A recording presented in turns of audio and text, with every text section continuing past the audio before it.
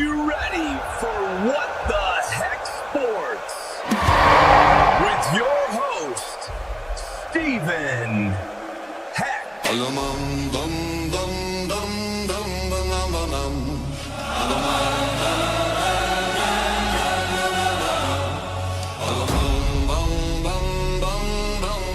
Introducing my team, straight from the cracks in the cement, and can carry twice his weight on his back, my guy, NT.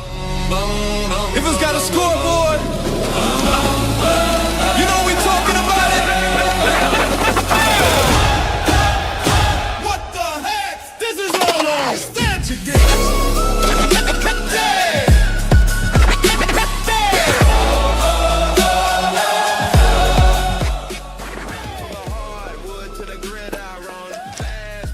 And this is my other team member. What's your name today, Eddie? Breaking it all down.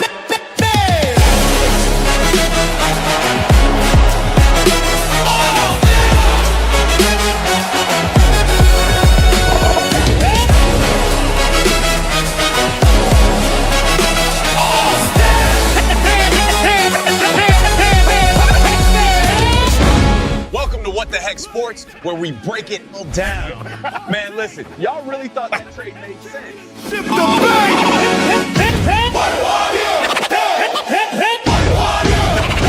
What the heck?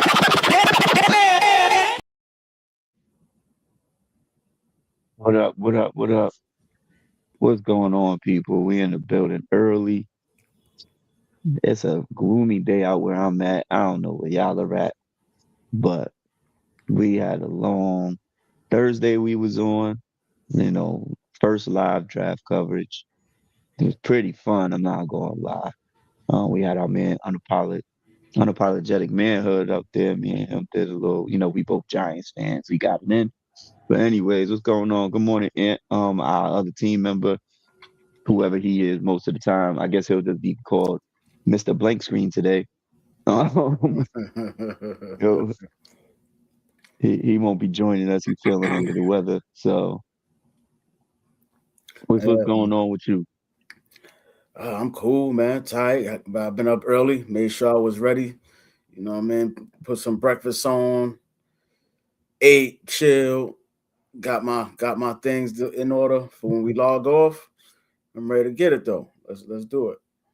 Yes, sir. Yes, sir. So first off, let's address how you feel about anybody you got in the draft. Is there anybody in particular that you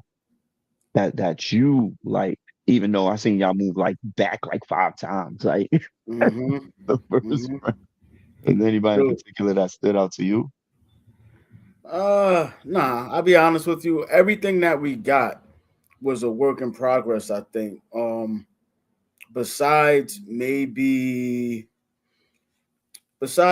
running back Stribling, everybody else is a work in progress. Like, we got a bunch of O lines, D lines that's just going, play in spots. So it's not, and they're gonna play in spots. I don't really see nothing. I don't see that diamond in the rough right now. But we were a team that pretty much really we're right there, right? As we always say. So it's really not much we needed. Mhm. I don't even think we should have been addressing so much defensive line, offensive line. I think we probably should have been addressing some more receiver help. Okay. I feel the kind of the same way. I'm glad we addressed everybody that I think we needed to. My only real concern is we end up going to get another linebacker. Jack Kelly from BYU. 6'1", 240 pounds. Not really sure who the hell he is. Right. But another linebacker. Jim Harbaugh must have a plan for somebody somewhere doing something. Kayvon Thibodeau talks have been in and out, even though they've said that wasn't true. But you know how these NFL guys be lying, and the NBA people. Oh, we love him to death. Oh, we'll never trade him away. And then 48 hours later, He's Not packing his even shit. 48 hours. Exactly. Going to a new town. Motherfucker be getting traded off the golf course. Somebody could have traded me off the golf course yesterday. Oh, well. That's what should have happened. I was horrible yesterday. Oh my God. Blame it on the weather. Nah, it wasn't the weather, yo, because it was okay. It ended up being a pretty nice day. It was only like 50 something degrees, but the sun was shining perfectly, like after a minute. So what had happened is I get all the way up. Oh, I was on the phone with you. I didn't have my shoes. You don't have your shoes. I get all the way up there. I have two pair, like the Air Force Ones. I got two pair and forgot them both. You got to go back and get them? I didn't have time. I didn't have time. I'd have got back. I'd have missed my tea time. There was a frost delay, which pushed a lot of the tea times back. And I went out there as a single, got linked up with some pretty cool older guys that basically had the same interests I do, sports, gambling, and drinking. Like, it is what it is, right? Mm-hmm. And really good time with them. I actually sat down, ate lunch with them after, watched a little bit of sports on the tube at the clubhouse, and just had a good time. Like, was what it was. But I played oh my gosh, yo. Like, wow, everything was everything except for maybe, I want to say 3, 1 on 9, 15, 9, 14. And I think, I hit one shot. That was a beautiful shot, but I hit it too far. I should have lessened my club, because I used my driver, being that I was hitting shitty. I used my driver and put it in a perfect spot, but it went too far and went in the water. Great, right? Then I probably hit 3 or 4 fairways yesterday. All of them were great shots that I hit, but I probably hit 3 to 4 fairways yesterday. Everything else was left all day long. Left. It was just, and I have to credit it to me playing in actual shoes when there was a little bit of wetness out there, and I was actually had on regular sneakers. I didn't have my, the cleats on or the spikeless joints that I have, and it went downhill. Hard one hole, and it was just bad from there. Well, you know what? But it was still fun. I hear you, and all of that shit sounded like Mandarin right now. I don't know what the hell you talking about. I don't know golf. I don't know golf. I don't know the terms. But if there's anybody watching, I hope you understood. And let's just wrap that up and just say it just wasn't a great day. It just wasn't a great day. I will learn soon when I find clubs built for a midget, then we'll be all right. I gotta find me some Fisher Price golf clubs, and then it's on. Then it's on. It's always a good time, regardless. Like, and that's the whole thing. Like, when you play golf, like, you'll start to understand being out there is almost like it's better than being at work or doing house chores or doing anything. Like, I'm outside in the elements, we playing the game, having some drinks, we having fun. That's all. Play good, you play good. You play bad, you play bad. Just enjoy the day that you're having out there. Like people going to the beach. Right. That's what it's like for me. Yeah, you know what I mean? So, but other than that, what's going on with these playoffs, man? How do you feel about last night? Let's just talk about the Minnesota game off top.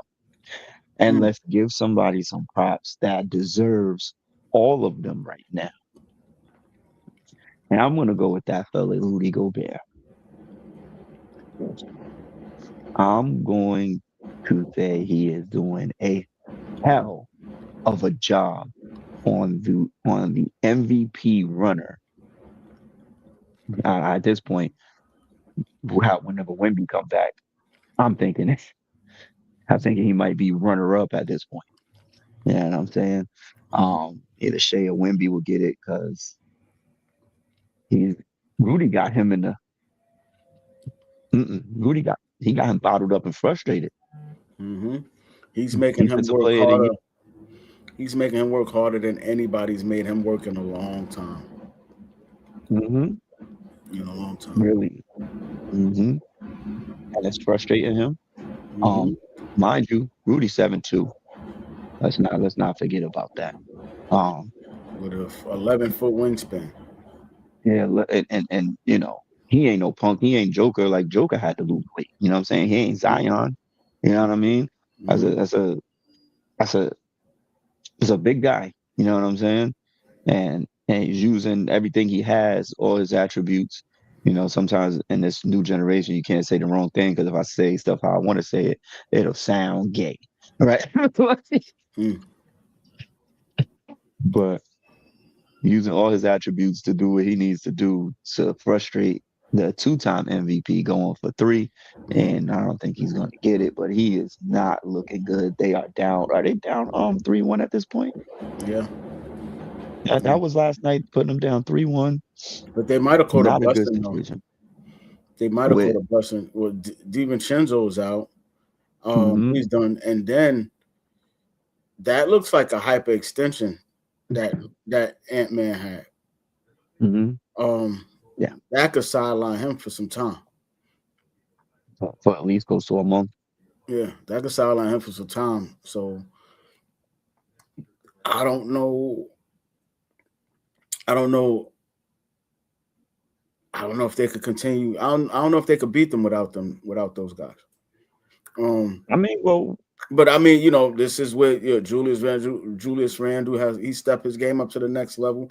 We know he's capable of going there, at least for one game. Jaden McDaniels, he's been playing like a man possessed after calling them dudes out, and he's been standing on it. You know what I mean? Naz Reid, your boy from Chicago. I can't pronounce his name. I had it Dios. Whatever. Ayo, just call him Ayo because it's Ayo Dosunmu. Yeah, how we want to say Ayo, his name. You know what I'm saying? He's been killing. So they could put Denver away, but the scary part about it is what happens after that. Who's their next opponent after that? I know the Lakers are up 3-0, right? Which is very, very, very concerning to me. For one person, we'll get into that in a moment. But Lakers have the Spurs if they win, correct? Wait, the Lakers in Houston, ain't that the 4 and 5? Yeah, but they'll have the Spurs in the next round. Because I don't see 4 and 5 plays. 4 and 5 plays the winner of 1 and 8. They'll have OKC. Oh, okay, so that's a wrap. So they're not going to win that. It stops there. Yeah, stop there. So the next intriguing matchup would be Minnesota and the Spurs. Yeah, without Ant-Man, though. What they doing to Denver, they're not going to do to San Antonio, especially if Wemby's there, without Ant-Man. Yeah, and we could go a little bit more inexperienced on the Spurs part. I mean, they might be a team that can get over the hump, you know, especially nowadays, but I don't think so. I think if Ant-Man is there, you know, Anthony Edwards, he'd be more than determined to get to the finals once and for all, being that he's been on the edge of it. You know what I mean? What is it, 2 Western Conference Finals in a row? Something like that. That he's not that getting bumped out of. So, but it doesn't even matter. Honestly, if it's not the Spurs, nobody's beating OKC. Yeah, because those are the only ones who kind of got their number. Let's say regular season, right? So regular season, they've been a real problem for them due to, I think, Wemby taking it a little bit more personal with Chet over there. You know what I'm saying? Everybody thinking that should have been a matchup, and Wemby said, "No, it ain't." No. We're not close. No. And they got and we got to remember too, Jalen Williams is out, so Yeah. that will affect that matchup as well. So if the Spurs come in healthy in the conference finals against OKC with no Jalen Williams, who's continuously having those hamstring, those leg issues, it'll be a problem. It will be a problem. But we'll stick with the first round and talk about Minnesota and Denver, which I honestly think that series is over. It's just when. Should be. Yeah, it should be. Definitely should be. And once again, let's go back to certain things that happened end of the game. Throw it over the head. He takes a little layup, and Joker has a problem with it. Mm-hmm. Causes a small team pushing. Mm-hmm. Right. We should say a team pushing. And what do you think about that play, honestly? I know it's supposed to be these unwritten rules that they have out here in the sports worlds, but what do you really think about that? Does it really matter? Bro, I don't care about it, because when we were raised and playing the game, you play from the jump ball to the final bell, right? To the final buzzer. That's how the game is played. No matter what the score is, that's how the game is played. So it's an unwritten rule. Yeah, I get it. But there's nothing that I think that should be taken to the point of, oh, I want to fight you. Because you're not mad about that play. You're mad about the 47 minutes and 59 seconds prior to that play is what you're really mad at. So be mad at yourself. Be mad at yourself. Fight your teammates. Don't worry about that one play. That one play didn't win or dictate the game at all. It's not a sign of disrespect. It's, we play from the beginning to the end. When you boxing, right, you play until it's counted out. I mean, you fight until it's counted out. Like, that's it. You know what I'm saying? So all that nonsense, I get it, that where they want to have it like it's some kind of unwritten rule, but there's nothing in that unwritten rule that says that we have to fight if you don't. Because if that's the case, why y'all leave it on the court then? Let's meet at the bus like Carmelo did with Kevin Garnett. Hmm? If it really means that much to you. Yeah. You know what I'm saying? So who are you addressing? Who are you addressing? There's still time on the clock. Right. Am I not supposed to get another point? I'm wide open. Play defense. So what if what if you decide to try to steal the ball from me? Like people always get your extra bucket. Exactly. So I'm just supposed to let you possibly get back in this game at some point because you're down and you're losing and you're mad. You're gonna let me dribble out? Right. Oh, I want to score. I don't feel like dribbling out. No. You should have played defense. You shouldn't have stood at half court while I was running. Right. I'll put the ball through the basket and you hold it for the last second. Exactly. That's what I feel like doing. That's my prerogative. It's literally my prerogative. Because it's one thing you're supposed to do at all times. Hello? You play to win the game. You don't play to just play it. And that's right. True statement. You don't get no clearer than that. Nobody ever does. Like you going outside, like, and then let's say like a sport that you say you don't play boxing. Getting punched in the face ain't fun. No. You don't play fighting. You know what I'm saying? Like even if you play fight, sometimes people get hurt and they don't mean to because I ain't serious. But then you just spray my arm. Like right. That's like, not to go too far into the sport, we talking about just boxing. Remember when Floyd knocked out what you call it? Oh man, what's his dude name, man? Hatton? Not Hatton. Remember he had his hands down? Victor Ortiz. Victor Ortiz. Oh, that ain't Floyd's fault. Protect yourself at all times. That ref moved out the way and said fight, and you want to stand there and keep talking? Good night. He gave you the first dap.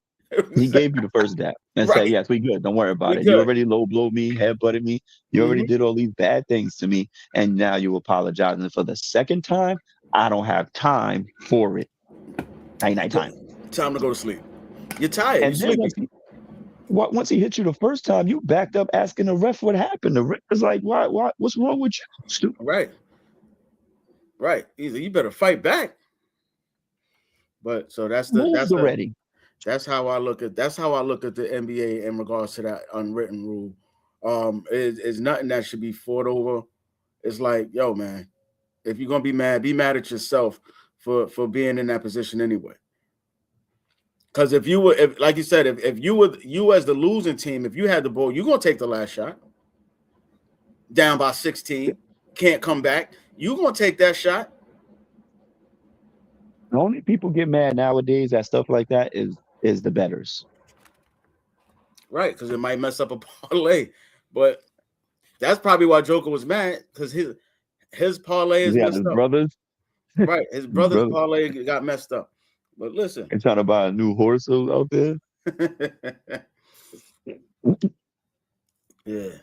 So, whatever. I don't like Denver anyway. So who's the other matchup? So I was really intrigued about the Denver-Orlando matchup, which is like really, really Detroit, Orlando? Yeah, I said Denver, my bad. Detroit-Orlando matchup. Mm-hmm. Down 2-1 at this point. They had to fight back yesterday. Mm-hmm. I think they were down by like 19 at one point. Mm-hmm.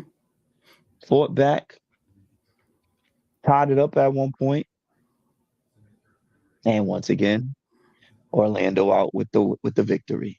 Mm-hmm. Up 2-1. What did Detroit do from here? Well, there's a word that you used in our very first segment today.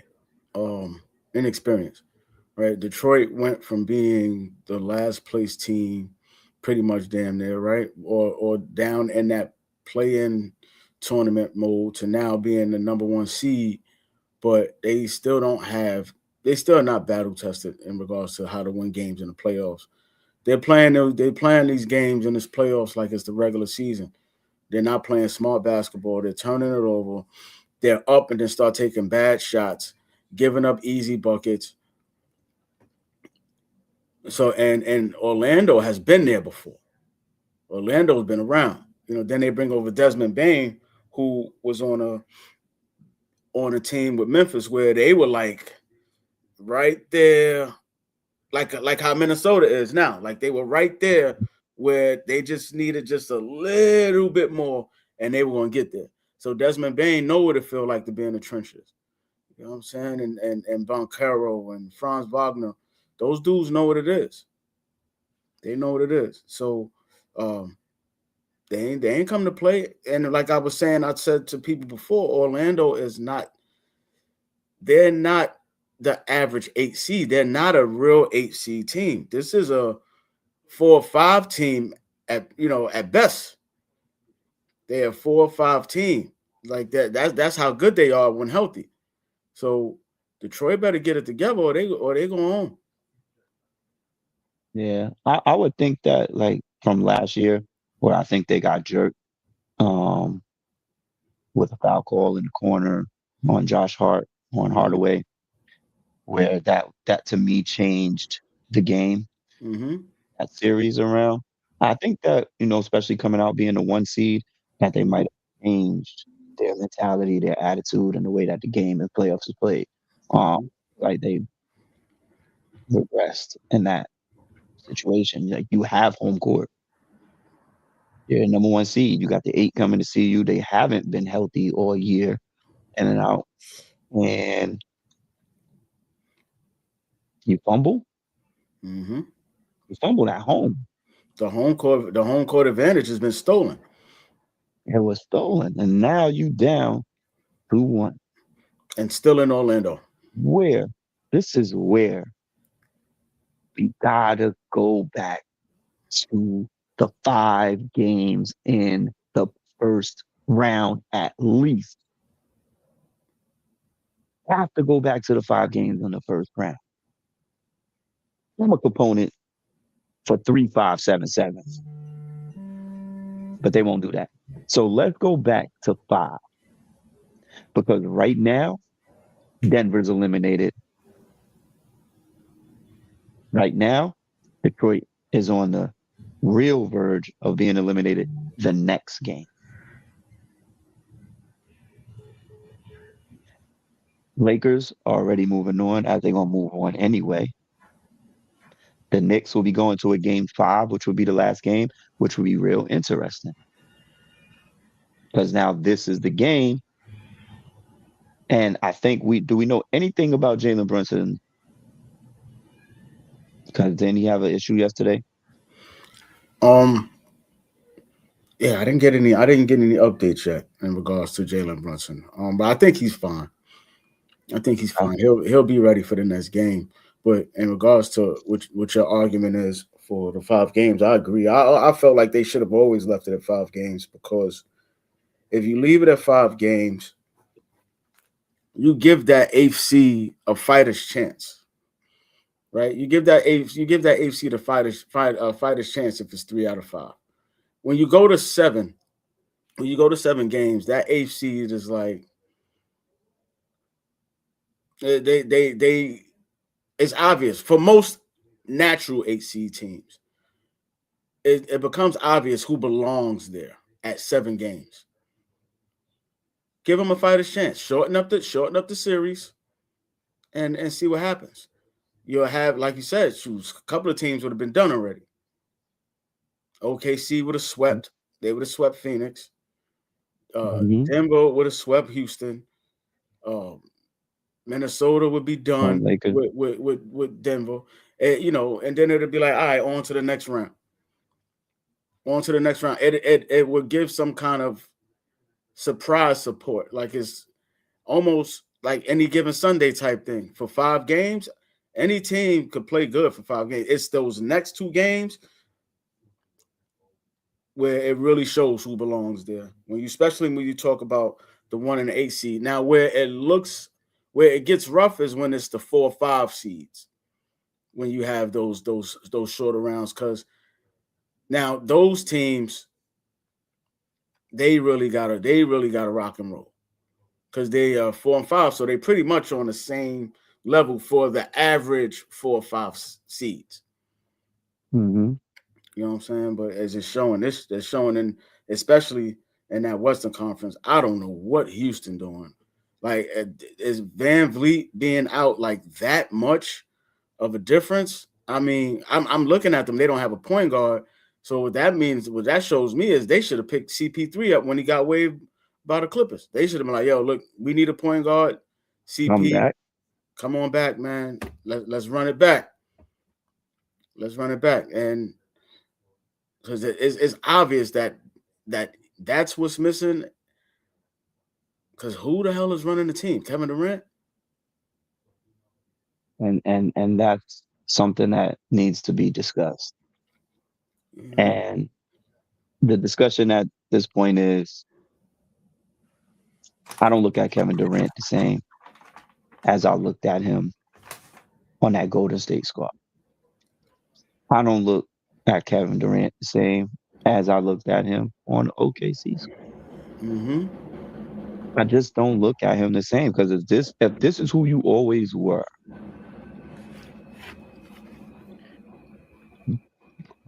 I can't. That means everybody else around you was actually holding you up. Right. So, very skillful individual, very skillful, one of the more effortless scorers we've had in this league. Mm-hmm. But when you talk about people that could just score, it's a mentality. There's a lot of people who score the basketball. That's why they're in the NBA. But it's your mentality. Right? So just give Kevin Durant 6. Give him Steph Curry's stature, his frame. And he's a regular guy. Right? So that's why I talk about a lot of people. And sometimes your frame, your attributes are actually what carries you more than your actual skill level. Right? Because, like I said, I've stated it many times before, I'm not impressed with a LeBron James, a Giannis Antetokounmpo skill level. I'm impressed with Wemby's skill level. You know what I'm saying? Watching him. But I'm not impressed with those guys' skill level, their attributes. They would have been really, really good football players as well. Right. Like LeBron James would have been a phenomenal. He would have been Theo Johnson on steroids. You know what I'm saying? Mm-hmm. Like it could have been crazy. But he decided to play basketball. And like I said, whoever said he's not in a conversation for best handle, he's not in a conversation for best shooter. Right? But he uses his size and athleticism to get things done in a certain way, and he's a smart basketball individual. Mm-hmm. So certain things you just figure them out, put them all together, and that's what makes you who you are. And that's how you're supposed to use your talents and use them together like a little Voltron shit. We all come together, you know, hands, legs, feet, arms, and legs. You know what I mean? And make it all work together to the best of our ability, which some have done. Kevin Durant, at this point, to me, Phoenix, Houston,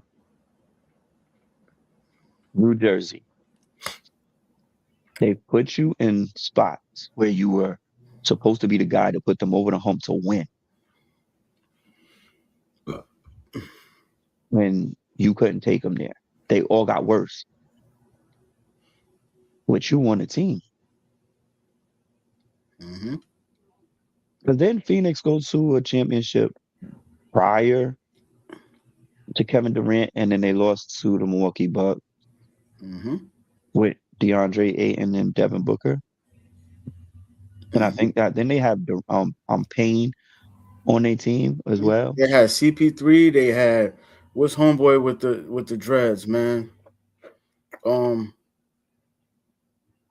He's been a journeyman. He's been around a couple of teams. Jay Crowder. Yeah.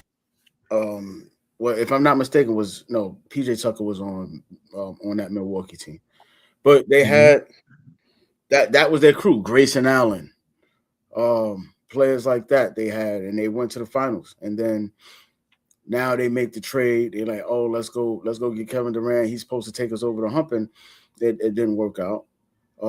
Houston, another team that was right there battling in that West Conference. Oh, they go get Kevin Durant. It's championship or bust, and it just hasn't showed. So Kevin Durant, to me, as talented as he is, and I really mean this, as talented as he is, I put him on that level of a Tracy McGrady, a very talented player, but he's not him. And where the teams that he was on the finals with, like when he was with OKC, they had 3 players on that team that were MVPs. He had a mask, right? As much as they want to talk about Russell Westbrook, his energy was ridiculous. What James Harden was able to do coming off that bench, I mean, Serge Ibaka. Yeah, Serge Ibaka. So you had a mask. Then you go to Golden State and you have the ultimate mask.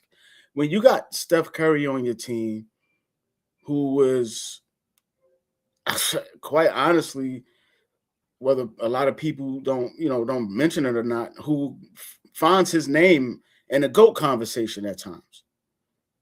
Then you got Klay Thompson, who is one of the not 2, but maybe 3 best shooters to ever play the game. Then you got Kevin Durant. Now you're masked because you don't really have to get it done. All you got to do is what you've been doing. And what you've been doing was enough, because then you got Draymond Green, who at that time, whether people want to believe it or not, was the catalyst. Is the catalyst, and he knows how to play the game. His skill set is knowing how to play the game. Like there's nothing that he does 100% well outside of he's a very good defender, but everything else with him is a mind game. So Kevin Durant, you were masked. Without those players that you had, you are Tracy McGrady. Alone, you probably would have never gotten out the first round on any team without those players. So not to take away from his skill set and nothing like that, but I'd honestly take Carmelo or Anthony over him at any given time. Any given time, I'll take Carmelo. And like, it's no disrespect to him, man, because he's a great basketball player. When I say great, I mean great. But when you start talking about winning, because right now you're losing a series to a 41-year-old man who has been the thorn in your side literally since you came in the league. The guy you've been trying to surpass is beating you right now. And the simple fact that now the argument is cemented that you need to Golden State. Yep. You needed Golden State. They didn't need you. You needed them. Mm-hmm. Mm-hmm. And you literally now, where everybody said, oh, it was a bitch move, this, that, and the third. Yeah. Now thinking about it, trash. Right. And this is where you have to separate yourself. And sports, if you're going to be an athlete, this is the problem I think that they have. And like the Kevin Durant's who got burner accounts and answering people like us, things of that nature, right? Mm-hmm. You in your feelings, but you're only compared to your contemporaries. You're not compared to us. Right. But we get to talk about it because we support the BS. Right. And when we see trash, you got to call out the trash. Mm-hmm. And Kevin Durant, ever since leaving, mind you, he had injuries, but obviously his foot was too big. It was on the line, or his sneaker was too big. Who knows the situation, right? And then that's what you had Kyrie Irving and James Harden. Like dude, like the list goes on for you. The list goes on for people you can't get it done. Right. Now they bring you as the veteran with 2 rings, battle tested over the years, been through this, been through that. You supposed to take this. You chose to go to Houston. Did he choose to go to Houston? He requested a trade, and once that trade was, he picked the team. He picked the teams he would like to go to. And Houston was one. Mm-hmm. And what did you think? They was not going to make the playoffs? So we could just wash you under the rug again? Because you just want to play basketball? Dude, you make $100+ million. What you mean you could just go out there and play basketball? You said 100+. You better Google that, man. That man make like damn it $50 million a year. So it's man. At this stage in his career, he's not that Kevin Durant coming out getting 30 a night like he was before. You're a step slower. Yeah, he messed up some of my parlays too. Yeah, a step slower. Like some nights when you get 20, I'm like, wow, Kevin Durant had 20. And it's bad because, like, honestly, if you're a betting man and you've had a Kevin Durant on your parlay to score over 20, there's many a nights where you have been disappointed. I don't care who you are. There's many a nights. I know I will. Oh, man. So, Houston is done. I don't know. Like, it's crazy that everything about them is really going to be based on what happens with Van Vliet next year, how he comes back. Because then for that, right, that's a lot of pressure for him because he is also not an athletic guard. He's a small guard that had a crazy injury that is hard to come back from. What was the extent of his injury? Achilles. Oh yeah, Achilles, yeah. So he's not the most athletic guard, right? I just hope what happened to him, what happened to Isaiah Thomas, the second one, not Zeke. The second one don't happen to this guy where, so much impact is needed from him and he's not able to bring it because then the Houston Rockets are going to fail again. And then what they're going to do, they're going to blow it up. They're going to blow it up. So and I don't think they need to blow it up, honestly. At this point, I think they should have stuck with Jalen Green. That's what I think they should have did. And because look at what he's doing. Because Jalen Green is a basketball player who, if you don't have a point guard, can still handle the basketball and still facilitate. Like, we know he liked to score the basketball, but one of the best things about him, his handle, he can handle. Houston don't have that right now. They don't have. Apparently, they don't have much due to the fact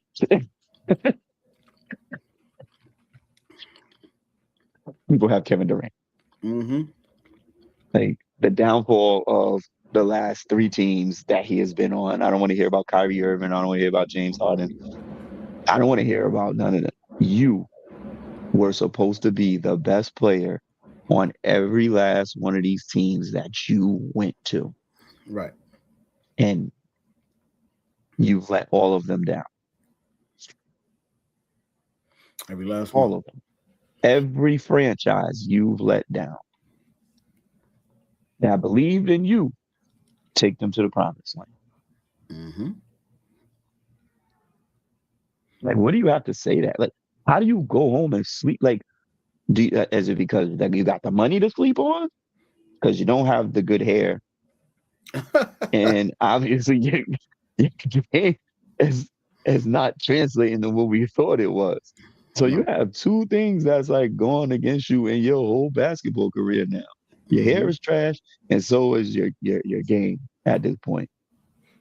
Well, I won't even say you can't get it done. I won't even say his game. What His do you mean leader, by that? I mean by that, can't the get it done. leadership qualities in regards to being that guy that's being brought What in. are heart qualities? Right. Because what's in here? Right. We still seen Russell Westbrook go to the playoffs without him. Mm-hmm. You know what I'm saying? Like, we just talked about the Phoenix team that was in the championship without him. Mm-hmm. As I said, we go back to the Nets squad. They built another super team, and you ruined it. Yep. Yep. And you still had James Harden, which was your teammate. They still had a team. Like, it's you. It is you, Kevin Durant. You and only you. He has nothing else to say for himself after leaving Golden State. Nothing else to say for himself. Like, it's all-star games, Olympics, but as far as what we're supposed to have you do in regards to the NBA season, it has not been it. It has not been it. So now for him to finish out his career and he has to get masked again. He has to find himself a roster where he can be masked again. Like, he has to probably go back to OKC and play with Shea now, where he could be protected. You know what I'm saying? The 6th man, because they ain't messing with that squad. No, I mean they got players. They have players because Jalen Williams keep getting hurt. So I mean, at this point, right? He keeps getting hurt. That's a trade with. That's a fair swap. But I'm just saying forget the fantasy part of it. It just that's what he needs. He's gonna need to finish out his because I've already heard now there was like a locker room altercation of words between him and Thompson, the Thompson twin. Okay. They had words in the locker room or whatever. And rightfully so. With somebody like him who plays his heart out every night. Right. You know what I'm saying? Because, Kevin Durant is a baby. He probably crying, yo, you're not giving me the ball. Yo. And Thompson probably like, nigga, go get the ball. They don't call plays for me, and I get it done. Fuck you talking about? You know what I'm saying? So, I don't, we never know what the real details of those arguments are, but I'm pretty sure it's along those lines, or maybe he was in there probably trying to hype them up with his words, and they're like, nigga, we don't want to hear that shit from you. What you doing when you on the court? You still getting outplayed by LeBron. LeBron with a worse hairline, and he's older. Right. Y'all niggas is having the fucking Botana Oil Classic. The fuck is going on? Yeah. For most people who love to come in and watch this show, I don't need y'all to, because I always forget to do this. Like, I'm so bad at this, but I need to do this. Like, subscribe, and share What the Heck Sports Show.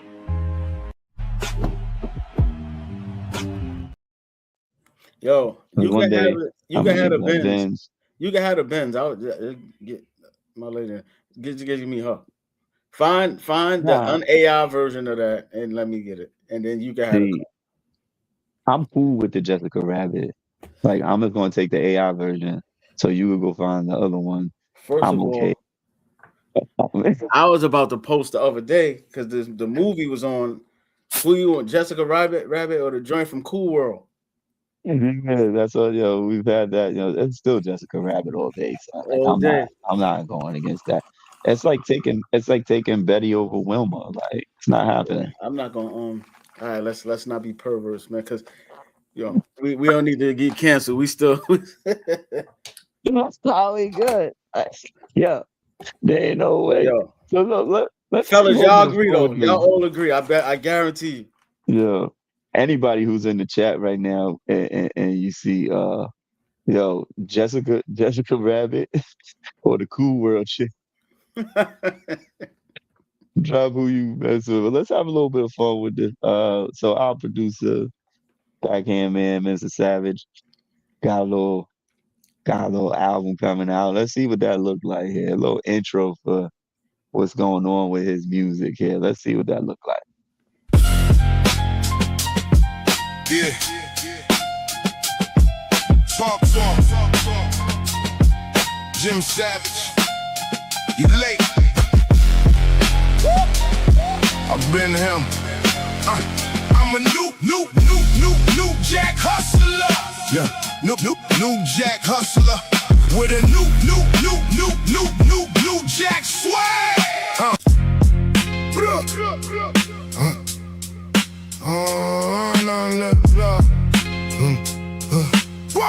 Yeah, I'm the plug. I got that kush, that haze, that soft, that hard. I'm the plug. I got that oak, that half, that brick, cause I run the yard. Every day we out here. Every day we out here, late night hustling. Trapping, macking. Yeah, we never stopping nothing. Anyone step out of line, we stay with that action.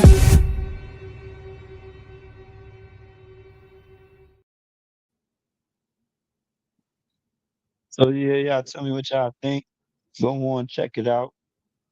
Obviously, Golden Lounge Savage, Entertainment. I like 12 names and things up here you could talk about, but go check it out, Savage, Entertainment, and go check out some of his music. It's pretty dope. Yeah, get it popping. So let's get back to this Atlanta series real quick. I want to chime into that about that real quick. What do you think all right, so we got another game. We've got another game in Atlanta. Doing 2-2-1-1-1. I think it's 2-2-1-1-1. They're going back to the Garden. Yeah, because they're going back to the Garden. That's another thing. It's another thing. And this is what spreads out the dumbass series. Like, and I can't stand it. Go back to 2-3-2.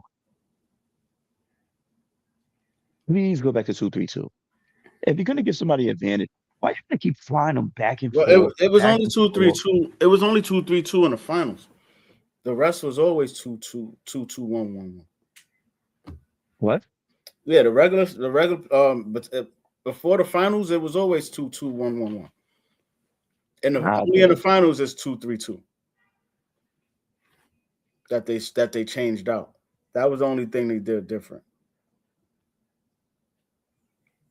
But we got to do some research on that. But okay, yeah. I believe you. We'll take a look at it. But I remember them changing it at one point to the 1-1-1 at some point. Yeah. But shoot, I was watching. I was one that said, when I seen that matchup, I was like, ooh, that's a dangerous one for the Knicks. That's a really dangerous series for the Knicks. That team right there, because Atlanta got a little bit of everything, except they're not utilizing the best shooter that they have that can probably cause some damage and open up the floor a little bit for CJ McCollum to do his thing and Jalen Johnson. They're not using Corey Kispert enough. He was in Washington. That kid could shoot. If they played him a little more, you'll open up the floor. That's what they didn't do. Like, I don't know what their direction was when they let go of Kevin Huerter, who's a good shooter. And then they, the Bogdanovich trade, I understood that, letting him go. But your best shooter now that you have, you're not utilizing it. So you have these wide open shots for Dyson Daniels, who's like a 13% free three-point shooter. He's getting wide open shots and can't hit them.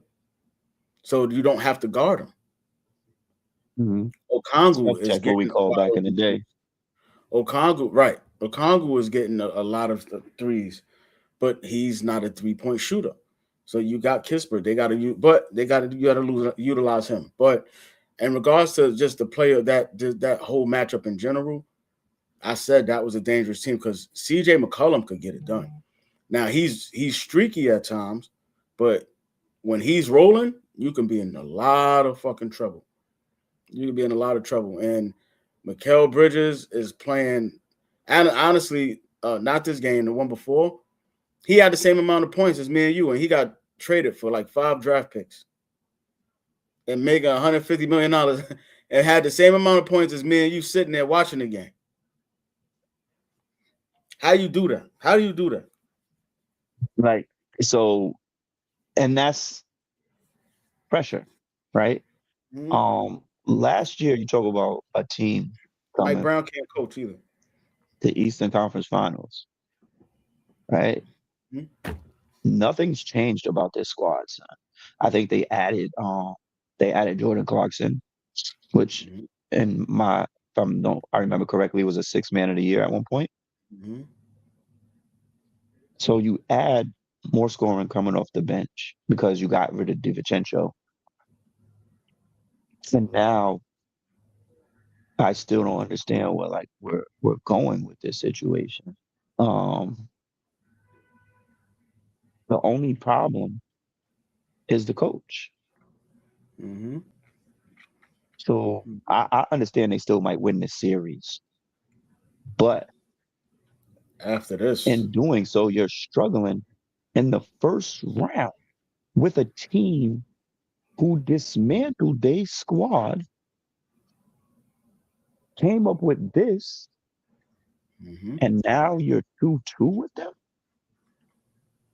This should have been a 4-0. I'm hungry. We're going to roll through these guys. You're talking about Halliburton. You're talking about Jason Tatum came back. But you're talking about people who's not in your way anymore. And that's the scariest part is, as fans of the game, true fans of the game, we're watching this series and it's like, okay, like you said, they'll squeeze by. But then that next round, now you got to play Boston, who you've already had problems with.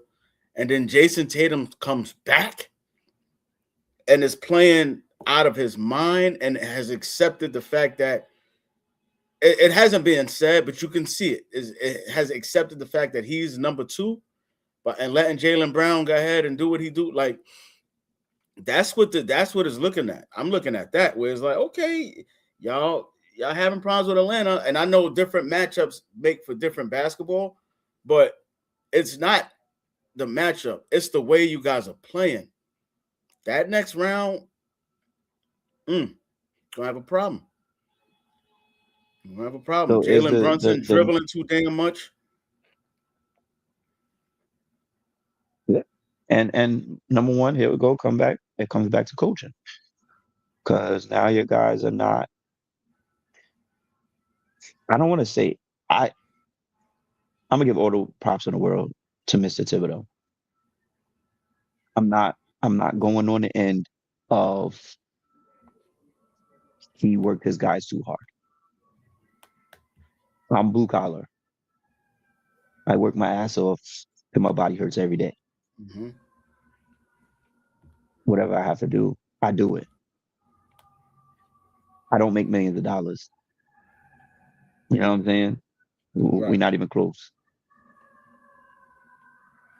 So you're trying to tell me that you can't go out there and work as hard as you can and somebody can't push you to your limits to get the best out of you. You made the Eastern Conference Finals for the first time in 25 years. You get rid of that coach, and now they're struggling with a team who got rid of everybody just because they got hot and got in.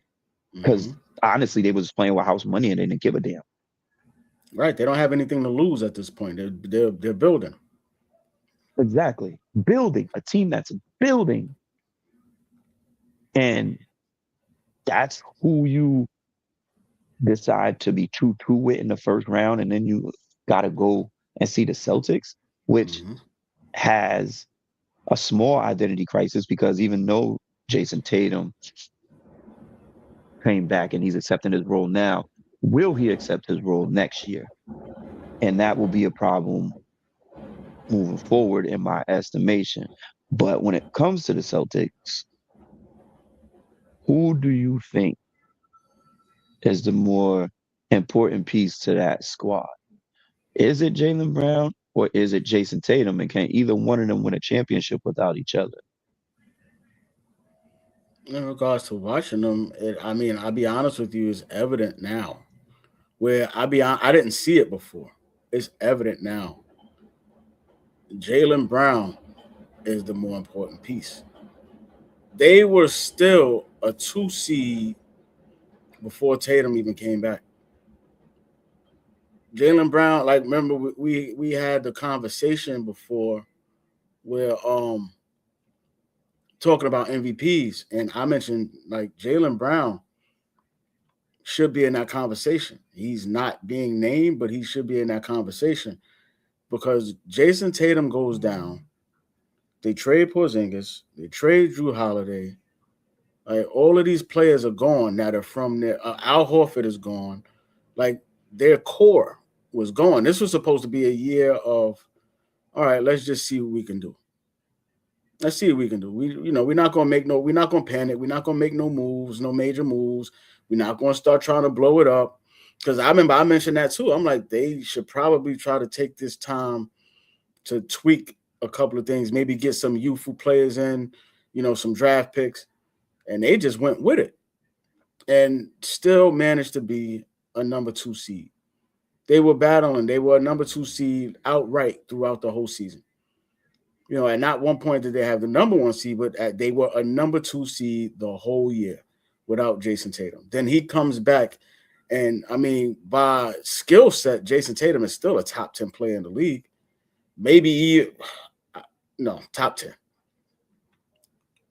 But I don't think if the shoe was on the other foot, I don't think the story would have been the same. I don't think they're a 2 seed if it's Jason Tatum on the court instead of Jaylen Brown. The heart is different. And let's just go back to skill set.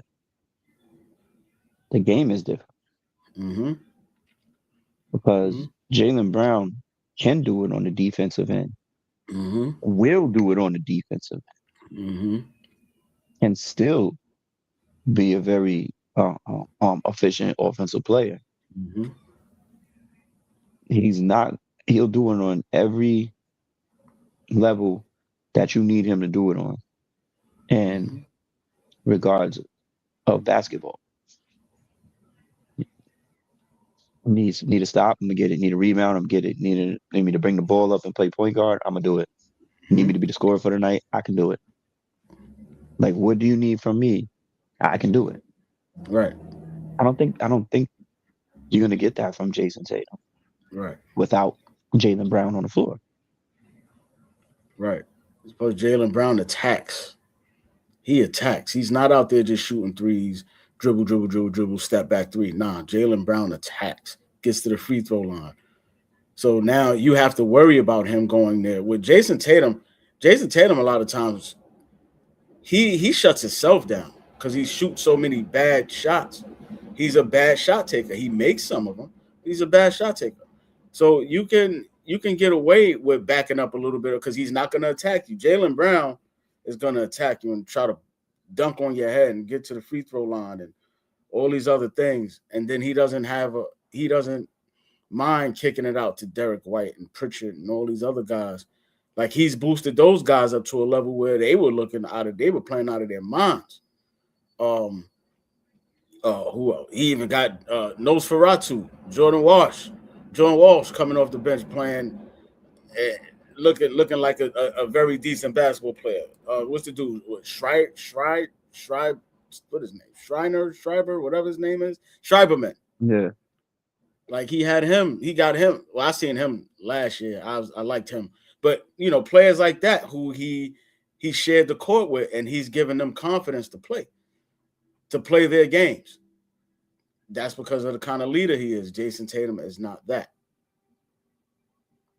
He's not that. He's a good basketball player, very talented basketball player, but he's not a leader. But I totally agree. That's the team that the Knicks is going to see in the second round, and I think it's going to be trouble. So first, speaking of the trouble, they play today. Yeah, they play Philly. Edgecombe. Tyrese Maxey. What are they going to do with them first? Like, they got to beat them today in order for them to not end up like the Knicks right now. Because let me check. I want to make sure that the injury report is still no Embiid. Still, he's a game time decision because he did have his appendix out. I know that how that could be. Kelly Oubre, who is and he's one of the people that he has slept on so much, man. Yes, that's very much so. He's been a really, really good player in this league. I'd love to have him on my team, and if I was a GM or owner or a coach. I was about to say he's a guy. Kelly, I don't mean to cut you off with that. Kelly Oubre is the type of guy where there's a lot of teams that need just that one little thing. Kelly Oubre is that person that might been just that one player that could have took you over the hump because of his skill set, what he brings to the table. Because he's one of those players that can do it all. He can do it. And he's a dog. Right. He's a dog. He plays defense. Even though he might with different hair colors every time I turn around. He's the score. He's an unselfish basketball player. So he's that one guy. But you can continue with the rest. Yeah, so Joel Embiid, I think he could play through this. Now, mind you, I'm somebody of many injuries in my life. Yeah, man. You want to talk about a ruptured Achilles?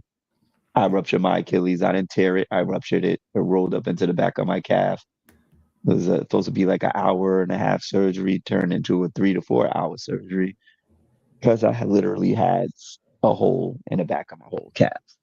So it literally snapped and rolled up. I also was about 24 hours away from dying from appendicitis. Maybe less than that. When I got to the hospital, they said, prep him for surgery tomorrow. The nurse said, yeah, bursted. He can't wait till tomorrow. He won't be here. So,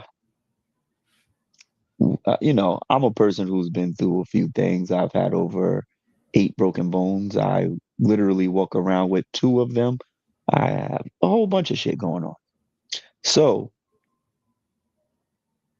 if he's all right, because what it does, I had the laparoscopic surgery. Probably they advanced since then and can do other things. It just affects your abdomen. Like you can't sneeze, cough, do things of that nature without it hurting you. It's still tender on the inside. Pause. but he could possibly play some minutes. If Joel Embiid is effective in any way on this court at any time during this series, we are going to need to see the best of Jason Tatum and Jaylen Brown as a Michael Jordan, Scottie Pippen, Kobe, Shaq type situations. And I know Kobe, Shaq don't line up due to the positions they play, but I'm talking about as the two best players on the floor. 1-2 punch. Yeah, we're going to need to see Stephen Clay. We're going to need to see just something crazy because Embiid has played very well this season because nobody cares about him no more. Right. Not in any MVP talks. He's not battling with Joker every night to be in the best center. He's been able to go under the radar and easily just put up 21 and 12. And nobody cares because Tyrese Maxey is taking over as the guy on that team. And sometimes people need that. Sometimes people just need to not be seen anymore for them to be able to play their game because pressure busts pipes. Just fly under the radar. And a lot of people can't handle the pressure. We've seen what happened when Embiid was in that conversation. I think, wasn't that the Toronto Philly joint with the Kawhi Leonard shot? Yeah. Finals, right? Yeah. They beat Philly. It was that shot we would have seen Philly in the finals. All right. Now I'm just gonna take this a step further. I'm gonna take this off subject. I have to talking about that shot because I just seen another joint and I'm getting extra tired. Extra tired.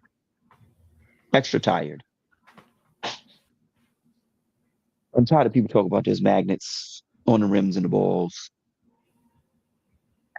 I can't. I've played outside. I played blacktop basketball mostly all of my life. I played a small community college and middle school. The gap in between there is because I moved around.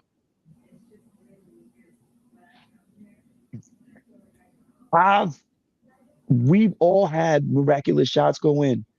I never put a magnet in the ball. I'm tired of the whole magnet thing showing up on social media, all because those trick dude guys, whatever they call, decided they do science with stuff.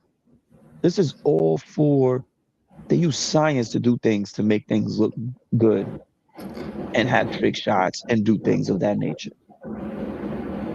These guys are not. If you understood what I used to do, you will understand. I used to get up at 5 o'clock in the morning before school and go shoot for an hour, 2 before it was time for me to go to school. I can practice backward shots, all types of stuff, yes, and they go in. I even used to have a clip when we used to start the show of me actually shooting one of those shots.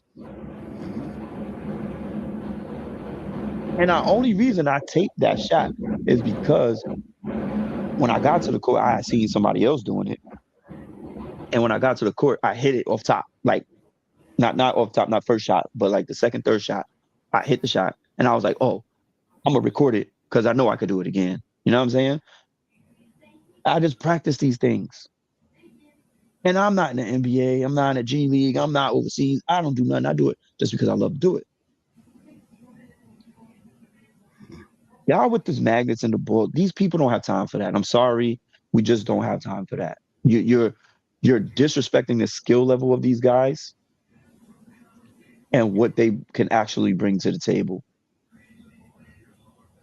And what they actually bring to the table that you're watching, and you're disrespecting their skill set. You talk about a Keith Van Horn, for anybody who knows who that is, who hit 76 threes in the trials coming from Villanova. Was it Villanova? Because him and Kerry Kittles played together. Am I correct? Or was it Utah? No, they played. Yeah, he was in Utah. They played together. He was in Utah. Mm-hmm. Yeah, played together in Jersey. Yep. So he was in Utah. My bad. At college. So Mm-hmm. they was calling him the next Larry Bird. Like, who? There was maggots in the ball in? Like, Yeah. please explain this to me. Like, y'all just don't understand. Like, these games are made for a reason. And to keep disrespecting the players and the skill level, and then telling me one of the best players, most dominant players of all time, can't hit a free throw if there's maggots in the ball.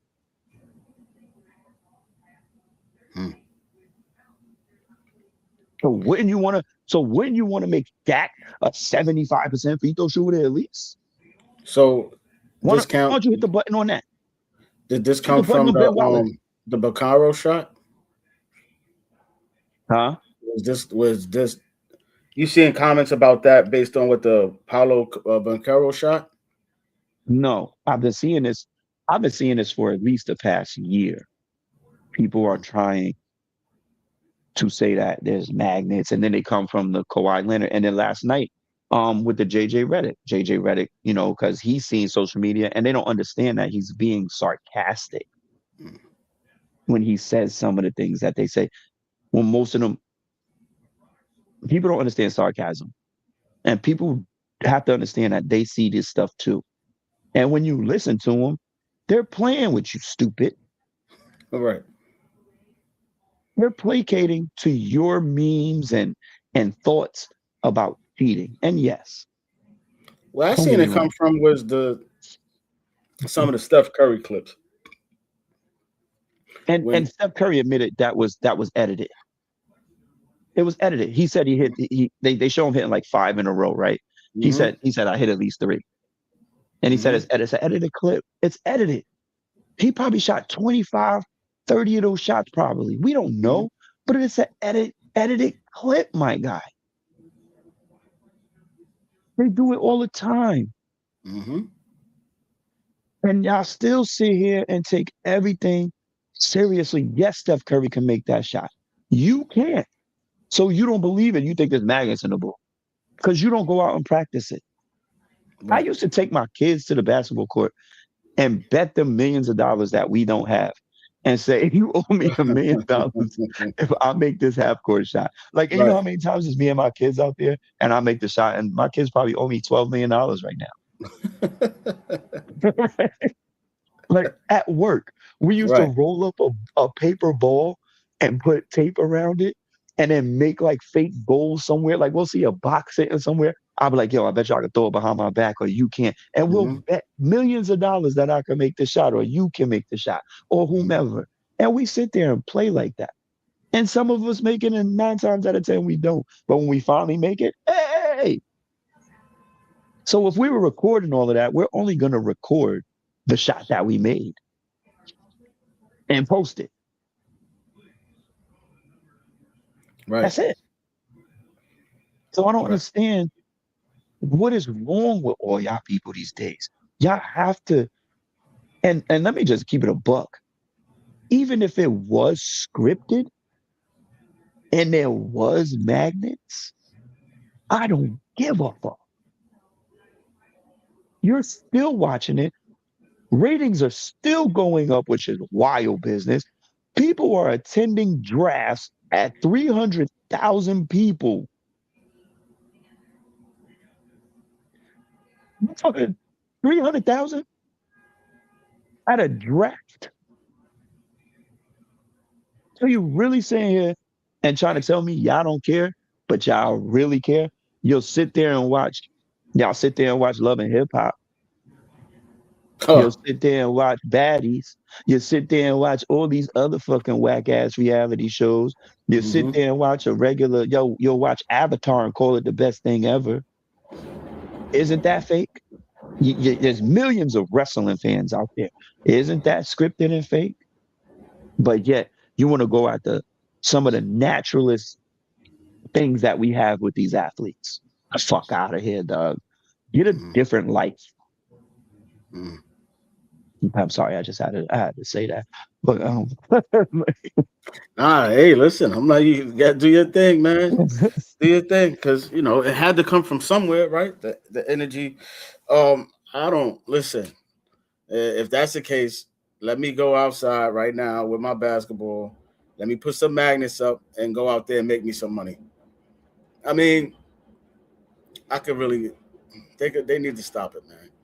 There's something called there's something called a shooter's role when you see a shot like the one Kawhi hit, when you see the one like Bankero hit yesterday, when there's a spin on the basketball, when you shoot a basketball correctly, there's a chance it may just hit the wrong side of the rim, but it spins back and it goes in.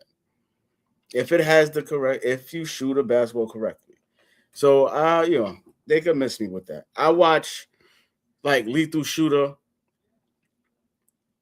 I see him shoot shots, trick shots, and it's like, he'll hit it, but you have to say, okay, how many times did it take him to hit that one?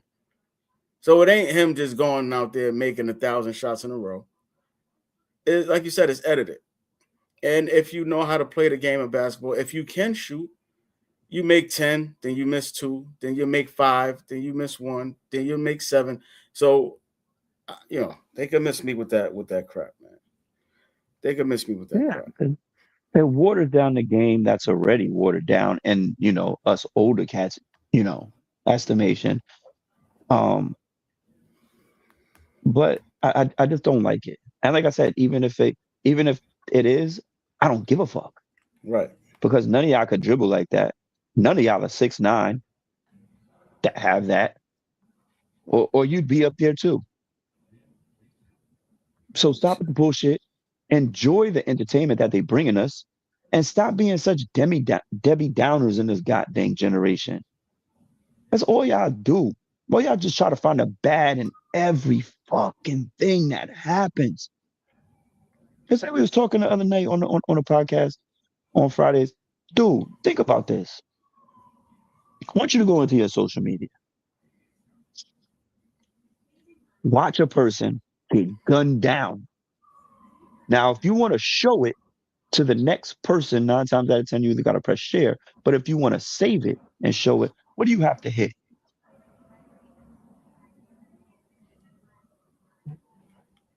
The like button. The heart button. There's no dislike button. Everything is hearted. Everything is like.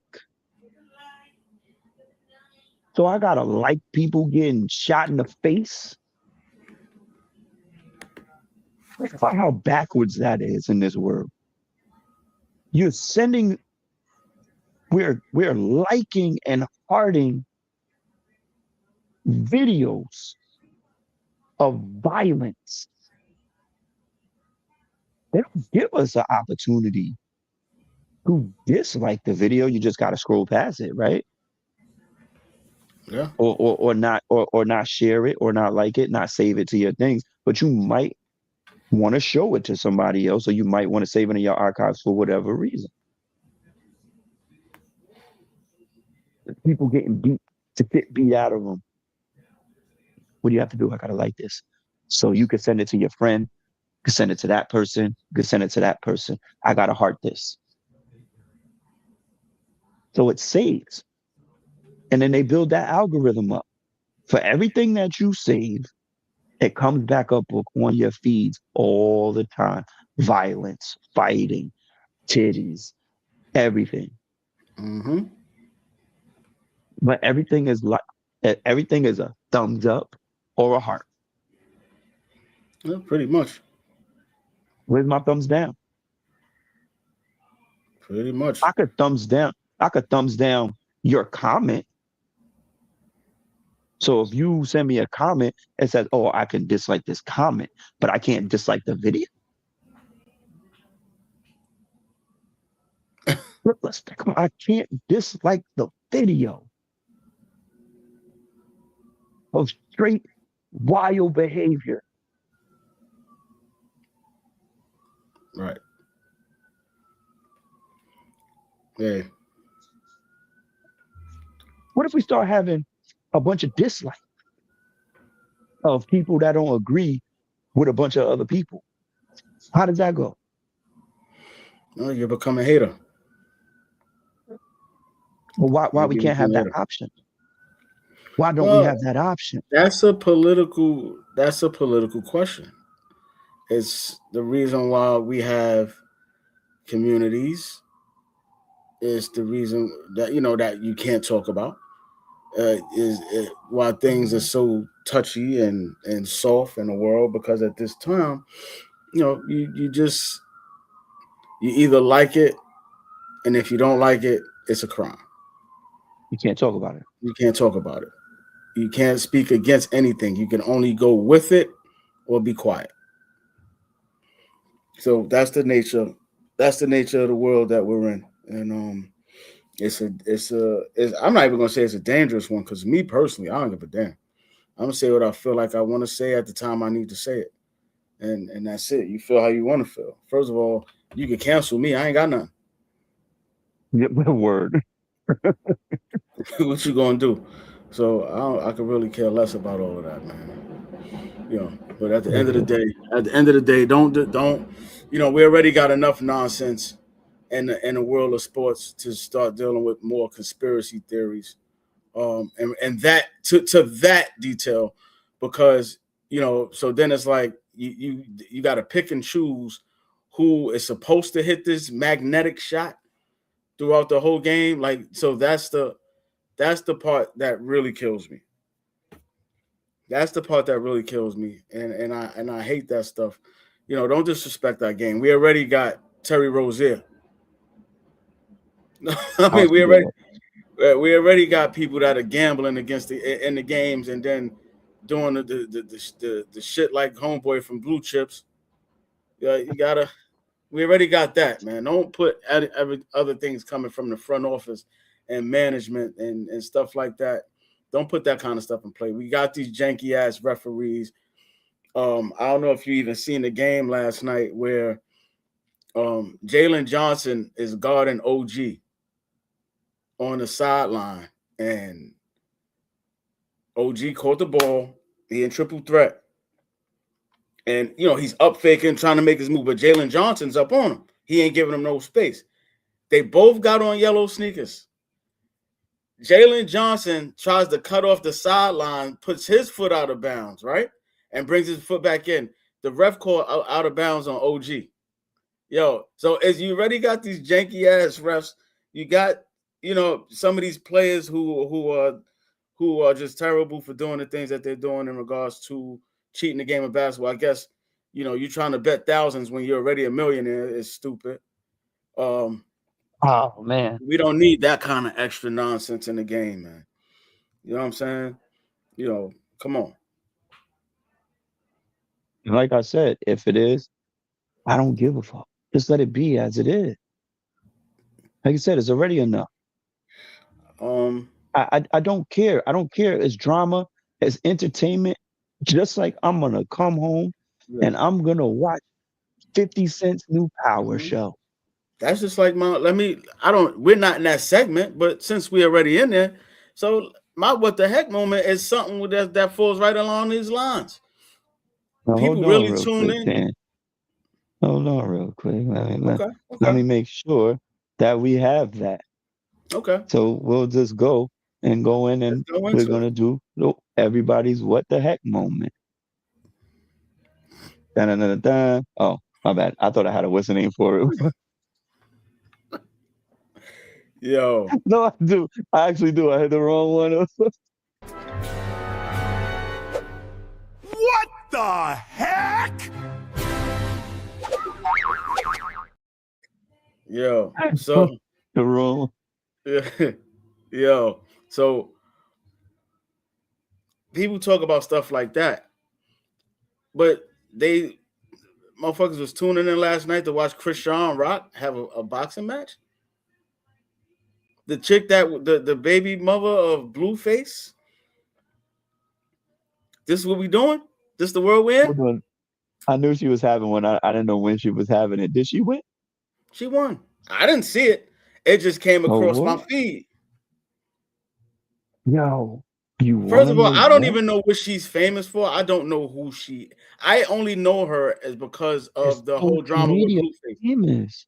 Like For, I don't for her fighting and getting beat up by they beat up each other, and then love each other the next day. They basically abuse each other, so domestic violence each other, mhm. and then hurt each other the next day. So that's the world we're living in. So you know, it's painful. It is so painful. We can't. That's why I was talking to one of my cousins. We went out to dinner last week, and he was shocked because I was like, dude, I don't take much in life serious no more. You just can't. You just gotta understand that what it is here is what it is, and the way things are trending is horrible and it's unrecognizable. So when you got people disrespecting sports, and another one like Jake Paul, right, comes in from YouTube and now he's getting multi-million-dollar fights in a sport that didn't need him. That's why Anthony Joshua decided to do what he did, and now 2 of his friends are dead because of it. See, so you know they can miss me with all that stuff, man, because they pick and choose. You can't pick and choose which bullshit you want to pay attention or be a part of. I love this. I love the sport of basketball, so I tune in. I don't have to like all the outcomes. I just pick apart the parts that I recognize in regards to the sport. Then all the rest of that stuff I leave to the conspiracy theorists because it don't make no sense. For 2.5, 3 hours, I sat there and watched the game that I love. Just like with football. What is it? They remember they say they had Stickum. You had Stickum on their gloves. Yeah. You know. Yeah. Okay, no, that was just a miraculous catch. So the people with Stickum can catch everything, but the other person with the Stickum could drop a 5-yard pass for a first down. So do the Stickum gloves have magnets too? So they're not allowed to catch it at certain times, and it just unsticks itself. They got to wear it for you know this what I'm play. saying? Like, is there a technology that goes like that? Oh, we're not allowed to. You're not allowed to catch this on this down. Why don't you just tell them they're not allowed to catch it? Why don't you just go because they have in the ear? Don't catch this ball. Mm-hmm. Like Odell Beckham wasn't supposed to make that catch. No, but they said, "Oh, catch that ball. Use these sticky gloves." Right. Come on, dog. Like, you're disrespecting athletes, and it's a reason why we have an Olympics. Like, special one? They do where some people belong, right? But even they got more talent than some of these people talking. You feel what I'm saying? Mm-hmm. Like, they in a wheelchair, they shooting basketballs from a wheelchair, bro. They rolling down. What? How do you juke somebody and then right? Yo, listen. They just rolling on the court. They just rolling around on the court, traveling. They travel everywhere. That's a call all day, son. Yeah, they got to come up with a rule. Yo, you got to dribble the ball at least twice. With a rule. Dribble the ball twice and then pass and cut. You just can't put the ball on your lap and keep rolling. Put it in your lap, baby, like. Nah, yo, we going down. Yo. But it's true. It's true. At the same time, they more talented than some of these other people out here because they not in no kind of Olympics. Man, we're bigger than that, man. Let's get ready. Let's get ready. So, other NFL draft, man. Who was there? Any team that you felt like had a A+ draft? I'm like, Because I was waiting for Eddie to come on. I love what the Jets I'm gonna did. go with I love what the Jets did. I also love what Philly did. Mm-hmm. I think those are to me, those are my two standouts. My team, like I said, addressed needs, so I love what we did. I think we had a above average draft, but I don't think we had a great draft, which I wasn't expecting to. Right. And I didn't need a great draft, but when you have a team like Philly and the Cowboys that addressed some crazy needs and got everything they wanted. Right. I don't know if you've seen the deal for Philly. I think it was Philly that sent the linebacker to them for a pick. Yeah. One of Minnesota's linebackers. Minnesota linebacker. Oh man, let me see.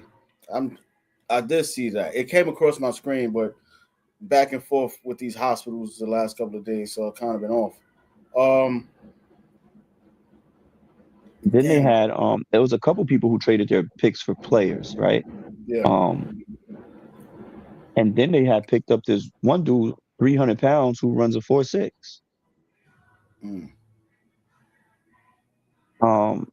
It's just, it starts at the top. I say it all the time. Really good teams. Really good teams. The players. Nah, one of my neighbors is a listening really good organization. One of my neighbors is listening to We Are the World while we having this conversation. Yeah, I'm not signing no new lease. I'm moving. Yeah, how dare they? Yo, so I'm not gonna do it right now and just start singing with them, son. They probably in there like this. Right. Their hands up and all that. They in there crying. No, exactly. They watching a video. Bro. It's a good life. It's a good life. Yeah, honestly, but it's like it's been what it is. Like, and the draft was really good. I got to give a shout out too, man. A kid that a kid of a couple who are friends of mine. We grew up together. Got signed to the Chargers last night. Nadeem Tucker got signed to the Chargers last night. So shout out to him. 6 or 7. Shout out. No, he got signed. It wasn't in the draft. Oh, undrafted. But that's what's up though. Still, you know what I'm saying? Yo, shout out to him. Good job, mom and dad, for getting them over. You know what I'm saying? AQ, we got one. You know, so that's what's up. We never had one in the NFL. There's a lot of people out there that go undrafted that end up making names for themselves, and we can't forget about those people either. Mm-hmm. We're definitely gonna hear from them if they got it in them. They gonna figure it out, and they gonna have a good career, hopefully. You know what I mean? So that's what it's usually about. Yeah, you know, he played. It's crazy, man. Let me see. I'm trying to see exactly. What's your before we do, I didn't do my what the heck moment, even though I probably had about 3 of them today. Mark Ingram with the picks in Pittsburgh, and had his son or whomever he was come up there from the Ravens. I don't know if anybody remembers Mark Ingram from the Ravens. And comes up there and tells when he went selected the pick. When he went to put the pick in. Pittsburgh still sucks. Yo, you talking about all the smoke? And I love it. I love it, but it was funny. Like, what that? Like, was you trying to get jumped on the way out? Right. Like what was we need to check? We need a wellness check on him today. Yo, for real, because he went in like quickly, did what he did. I mean, but I love it though because it keeps the rivalries alive. That AFC North is always going to be gritty, grimy. With Cleveland now doing what they doing with and I don't know but they got a great defense. They grimy and gritty, like I said. Pittsburgh, Cincinnati, they just with the Dexter Lawrence move and the other move they made with another guy, I forgot his name, a defensive lineman as well. They looking like they trying to get in the mix to keep Joe Burrow happy and Jamar Chase and T. Higgins. So that division is going to be crazy. And Pittsburgh, they better figure it out. They better figure it out. Well, who's your predictions for today? Who you got going today? We got Cleveland Raptors. Raptors actually stole one. James Harden about to be in the conversation again. They traded Darius Garland to the Clippers, obviously. And James Harden is up once again. He's up because he was supposed to be the difference maker. Don't know. We obviously got the Spurs up 2-1, taking care of business. And Philly, Boston, like we said. My issue is, and I have to backtrack this for a second. I have a contradictory statement here. Wemby. I don't need those kind of moves under the free throw line. I don't need you trying to dribble behind your back, spin off the dribble. I don't need none of those under the free throw line. If you feel like you have to go there, I'm gonna need you to reevaluate yourself and stop. Back up, maybe shoot your three. I don't care. But I don't need no more of those moves down there. Get back to the basket, get a Kareem Abdul-Jabbar hook shot. Get a floater. Get a Tim Duncan off the glass. You in San Antonio, figure it out. Yeah, he's doing too much. The only reason he got that concussion is because he tried to do too much at his size, and when he fell, it was out of control. And he didn't have enough time to put his hands down and stop his face and connecting with the floor. That is what's going to be ultimately. That's what's going to be the difference of what his career is going to be, because of the things that he's capable of doing. Being that he's doing that at his size, he's going to get hurt bad.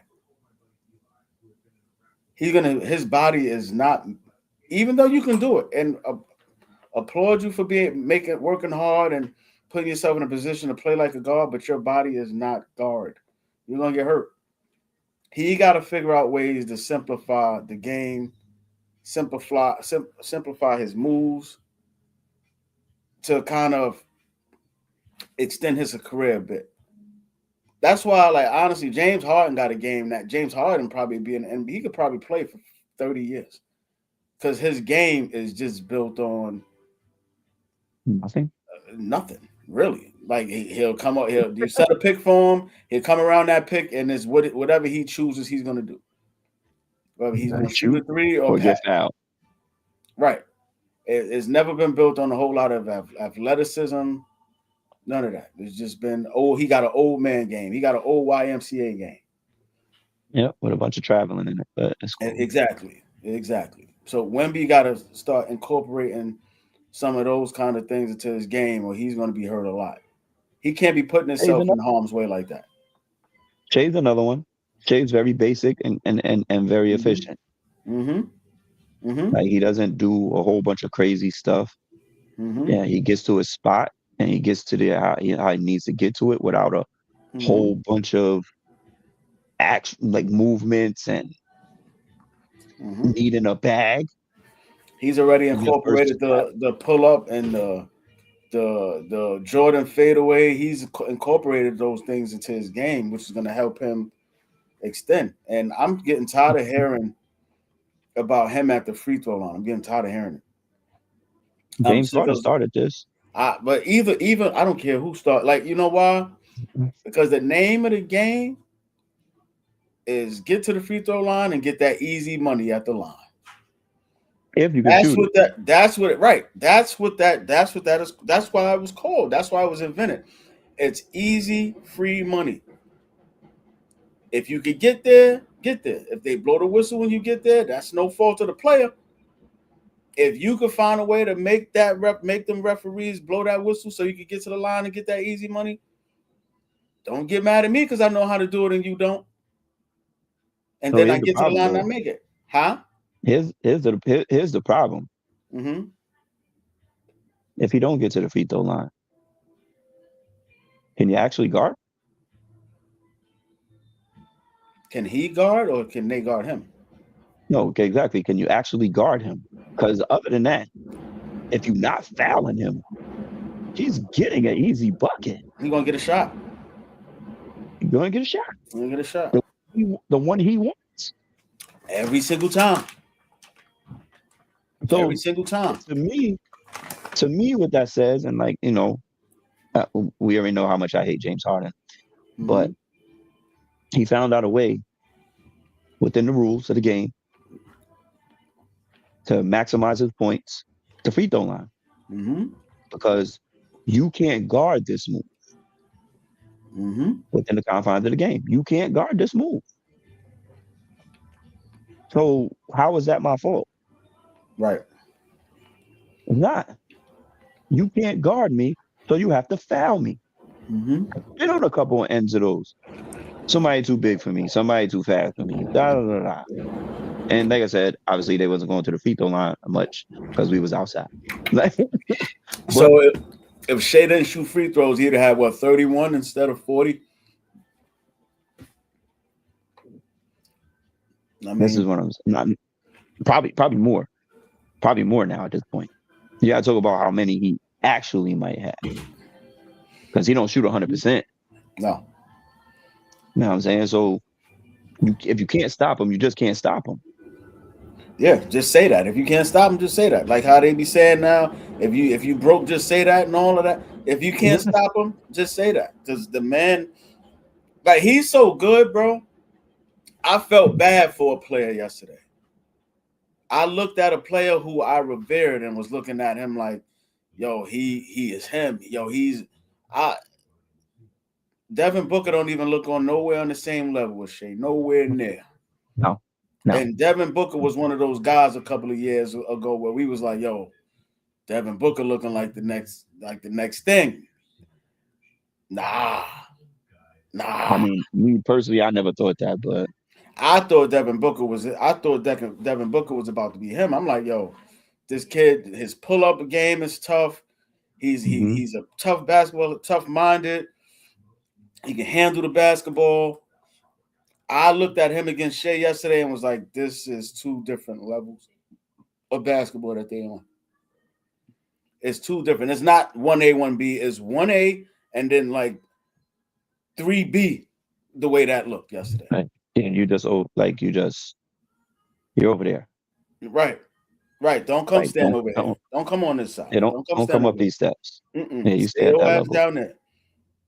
When you get on the elevator, that shit don't work for you. It's stuck. You know, man. So I'm not allowed to open the door. Yeah. I mean, but it is what it is. Like, honestly, let's think about it. Devin Booker wasn't even the top guy when he played in Kentucky. No. He came out as a what they call upside. Because did he come out as a freshman? Yeah. If I'm not mistaken, didn't he come off the bench? That's what I mean. He wasn't even a top guy in Kentucky. They had so many good players on that team that he came literally because of his upside. Right. And it was another person on there too who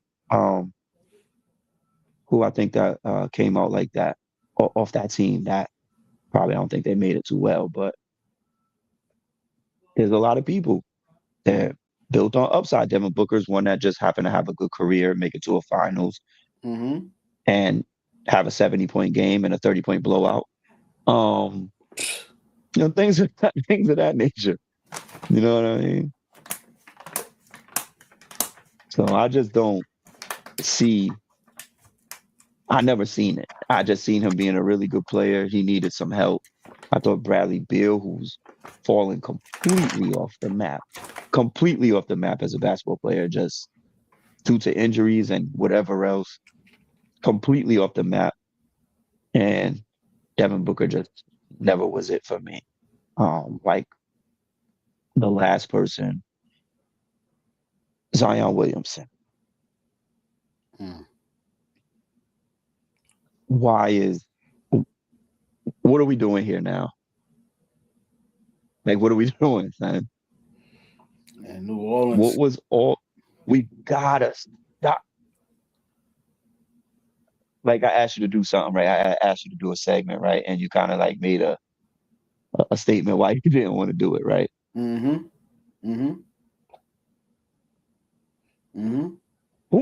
were you? Dude, because you was beating up on, because you had the athleticism, and you was beating up on people that wasn't even your size in high school. Like, you're abusing people, and like I said, you can't help where you're born. You can't help none of this stuff. You have to play who you gotta play against. Well, god dang, man. God dang. I have one. I think we're in the same level, but I think it's a difference of what we're seeing. Because his game, with him is his game has not evolved since we've been seeing him on those YouTube videos when he was in high school. It's still the same thing. It's just a brute. But then now you're not even healthy enough to give us anything. You know what I'm saying? So it's the same look that we've been getting since we've been watching the YouTube videos when you was in 11th grade, before you went to Duke, and that's the same thing we see now. It's just, but now you're playing against grown men. You're playing against grown men, and we're not seeing enough of it because you can't stay on the floor, and you haven't evolved into anything else. But so, what you are? Yeah, his career is going to be what it is. He's Anthony Mason that could jump. But what career? Like in New Orleans, they keep saying we're not going to trade. We're not trading them. Y'all better. I don't like. China is looking for someone. I don't know. He sent him to Memphis. It ain't gonna make no difference there either. No, I'm just saying send him to Memphis. But if I was Joe Dumars, he wouldn't be my problem anymore. Trying to keep him underweight, trying to keep him healthy, trying to keep him out of these stripper relationships and all of that. Like, yo, nah, I would have to, especially if you're talking about trying to evolve into one of the better teams when you were heading that direction. New Orleans was heading in a good direction when they had Brandon Ingram and CJ, and when they had Josh Hart, they were heading in a good direction. But that also somehow got centered around Zion, and it didn't work out. So you started trading these pieces. But now, what do you have? What are you working on? Right? It's still being built around Zion. It's time to give that up.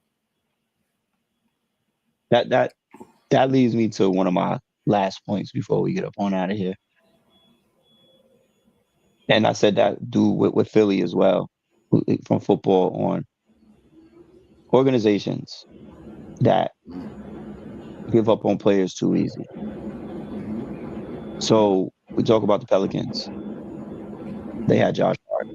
They had Brandon Ingram, right? You guys had Ingram, Randall, the Bull, who I'm a Bull fan. unfortunately. Mind you, my coach quit.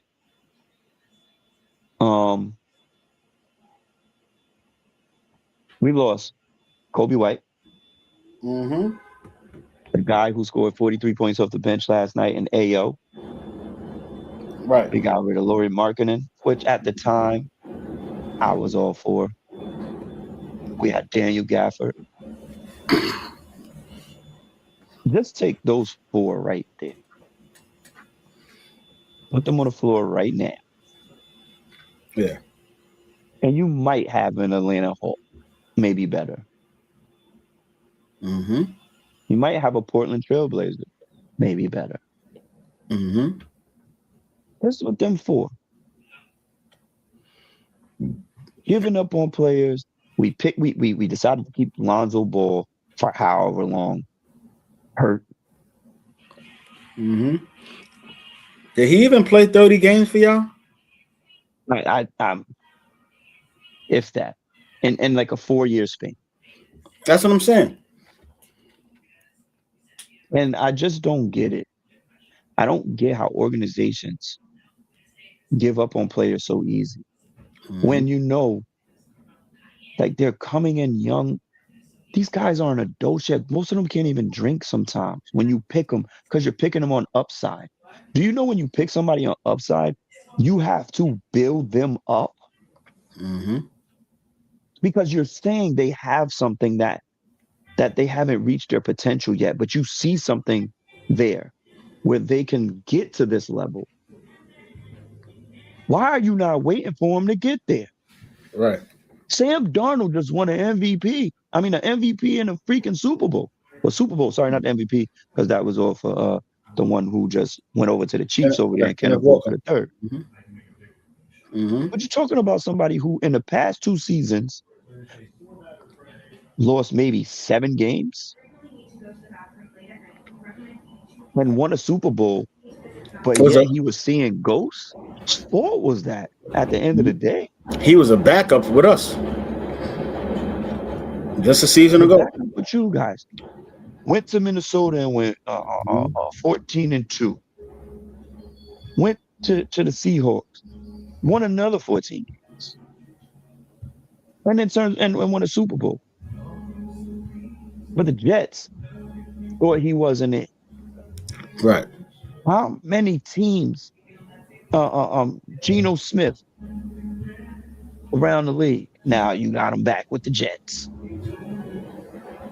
Mm-hmm. Like, people keep, like I said, you got Brandon Ingram, who's over there flourishing and has been since he's been in the Pelicans, because I think he started with the Lakers. Mm-hmm. He was in that Anthony Davis trade. Mm-hmm. And he's been flourishing. Him and CJ McCollum was. Think about now, CJ McCollum over in Atlanta. Mm-hmm. Giving Knicks problems. Mm-hmm. Like, how many of these freaking people you gonna give up on? When he was in Portland playing with Dame? Yeah, man. On his son. Why do people just not letting people grow?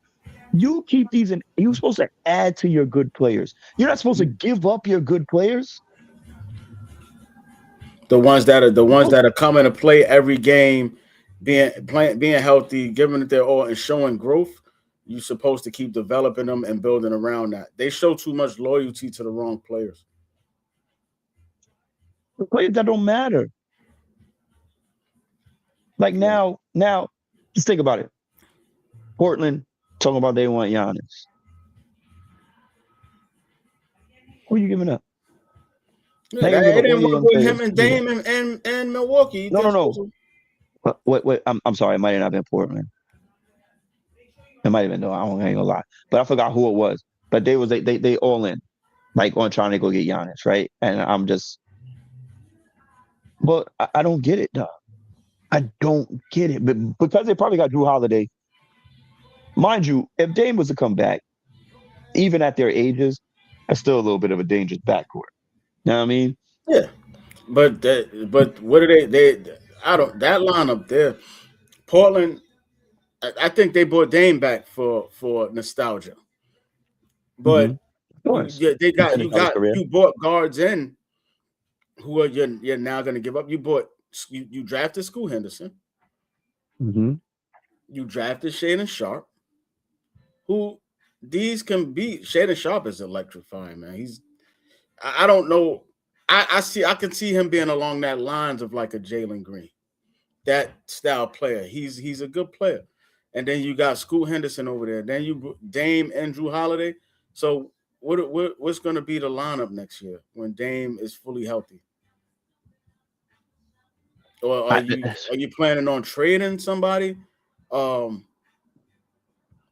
plan on trading somebody? Because then you still got like Jeremy Grant, who's at the end of his career, but he can be used on certain teams that are like, as a trade piece for like a Giannis type player. If you could kind of finagle some numbers with players like him, some draft picks and things like that, you could probably get it done. But sometimes some of these teams, they shoot themselves in the foot. Always. And even some of them, it's a lot of them. Mm-hmm. There's a lot of them that shoot themselves in the foot. And it starts at the top with the owners and the organization, the GMs and so forth, that are not on the same level. And you can tell that they're not seeing the same vision. Mm-hmm. From the coach to the GM to the owner. The owner says, "Oh, I want this." The GM says, "No, we need this." The coach says, "I need this," and everybody's like, "Well, what the fuck?" Mm-hmm. So now the owner just says, "Fuck both of yous, I'll fire both of yous, get who I'm gonna have," and now you got trash. Mm-hmm. And that's why OKC is so great, and they're gonna be great for the next 7 to 8 years.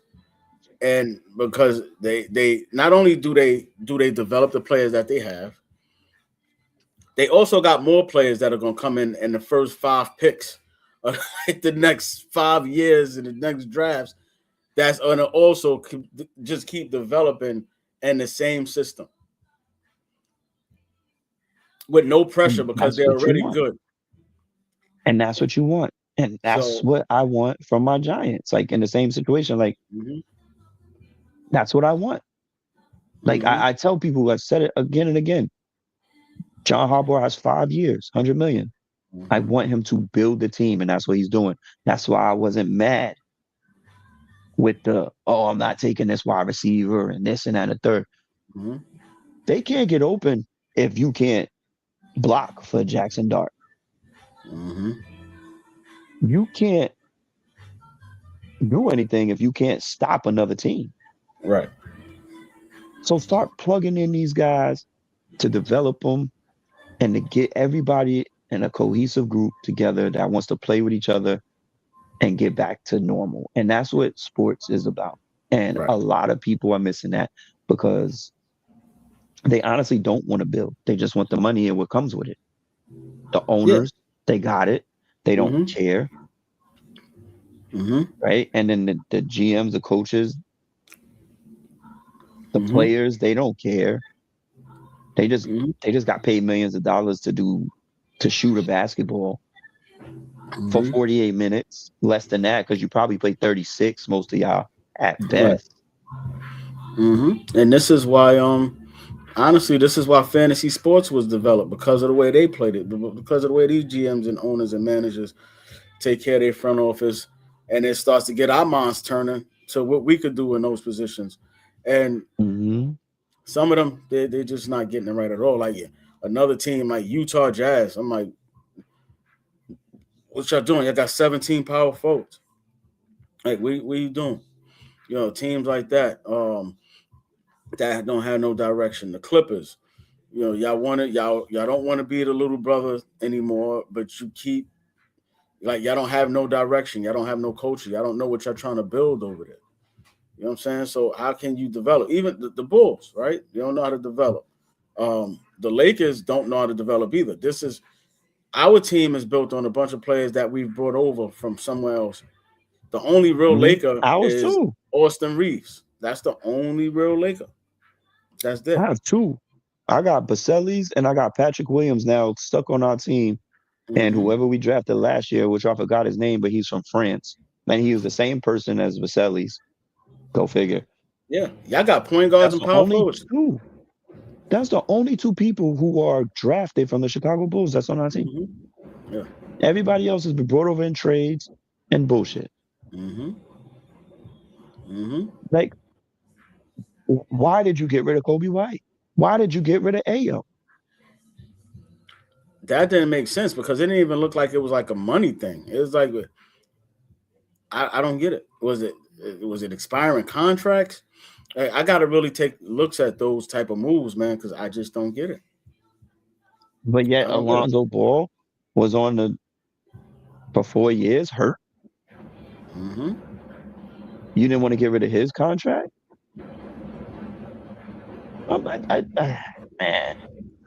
It bothers me a lot.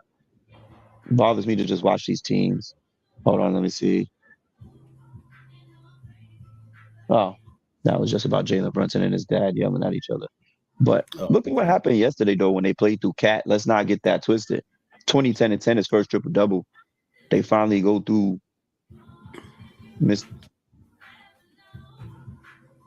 playing a little bit more through him, and you win. Because honestly, that's what he was brought there for. He was brought there to do just what he did last night, to play that style. He's playing aggressive.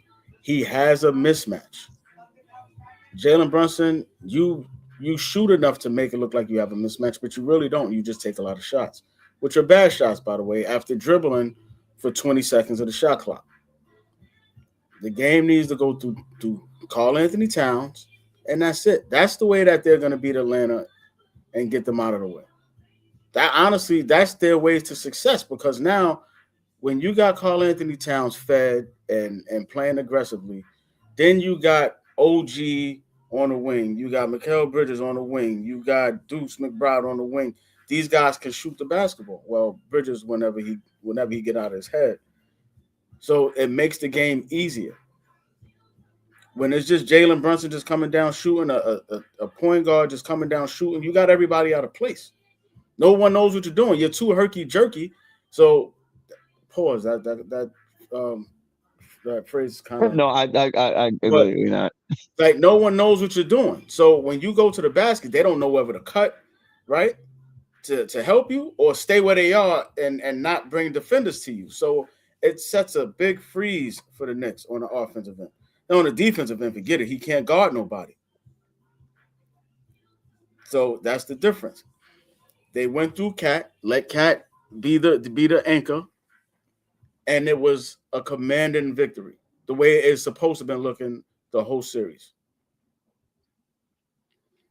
It should have been 4-0, in my estimation. Yeah, it should have been. They should have been sitting at home waiting for the Boston Celtics. Mm-hmm. Already. Exactly. Already chilling. But no, that's not what we got. They only lost 2 games by one or 2 points. Right. I think a total of 4 points in 2 games. Mm-hmm. Which means that it's a twitch here and there's a twitch here that they needed. And honestly, they figured it out with Towns. So it was. And they that's what it should have been. Should have been that for the past couple of seasons. Yeah. Honestly, it should have been that when they had Julius Randle. But everybody's so hyped on Jalen Brunson, and no shots at him. I think he's a good point guard, good basketball player. He works hard, he plays hard, he's tough, but he dribbles too much and he takes a lot of bad shots, turns the ball over a lot. That's not how you win, especially with what they brought in. The players that they brought in so the basketball can move. And it's not moving, it's stuck. When they brought in your actual teammates, the move of DiVincenzo really bothered me, even though I don't like him due to me being a Michigan fan. But I liked him. What happened to him last night was a tragedy, obviously, having an Achilles in the playoffs, especially. It's rough. But if you're going to bring the Villanova squad together, keep the Villanova squad together. Yeah, that was stupid. DiVincenzo was a huge part of that team. Not only in college, but more than that. He was a lot of the heart of that team. Him and Josh Hart was the heart and soul of that team. Yes, you don't move him from Mikal Bridges. I'm sorry. Maybe, and No, I like him. He was in the Karl player. Anthony Towns deal. Anobi should have been the one left out if you're going to bring the squad back. No, you can't do that. I'm just saying though, like if you're going to, Because he's better than all of them. He is, but if you're doing what I think they were doing, then he's the odd man out. You feel what I'm saying? Right. You can work him in, obviously, as they did, but they got rid of somebody. Mm-hmm. So, I mean, getting rid of Hartenstein was crazy. No, they didn't pay Hartenstein. That was the thing. They couldn't afford. They couldn't afford to pay him, but OKC paid him. At the end of the day, he's off your team, which was a huge help. Yeah. Which was a huge help. And Mitchell Robinson has been unhealthy most of his career. Mm-hmm. So I have to weigh that. You know what I'm saying? I have to weigh those type of things and what I'm trying to bring to the table. If you talk about Mikal Bridges, Hartenstein, Josh Hart, DiVincenzo, and Brunson, they all from Villanova, they all played together. Bringing them all back together, just keep them all together. Yeah, that would have definitely helped because the shooting is the shooting of DiVincenzo is kind of what's missed because they don't have many players on that team who can spot shoot. Like OG he does it, but that's not really who he is because when he catches it, if you ever notice, he doesn't just lift off. He got to catch it, jab, up fake, then he lets it go. All right, Mikal Bridges can't do it. Deuce can't do it. Deuce got to shoot it off the bounce. So DiVincenzo was the only one they had that just catch and shoot it, let it go. Well, my man, I call him, give me a bacon, egg, and cheese. Landry Shamet. God. He looked like one of the Akis in the corner store. Yeah. Like, yo, give me a bacon, egg, and cheese on a roll. Like, he could do it. But they're not playing him. And Mike Brown is doing a horrible job, man. Even though they won last night, he figured some things out. But you're supposed to be at Atlanta. He's not getting it done. If he doesn't get to the championship, should he be held to the same standards as Tom Thibodeau? Should he be fired after one season? I don't think they would. I would say it depends on how far they go. If they don't make it out the second round, if they don't make it to the finals, I think it would be time. Like, listen, man, we're gonna cut our losses before we even get there, man. Let's go ahead and just move on because this ain't gonna work. It's not gonna work.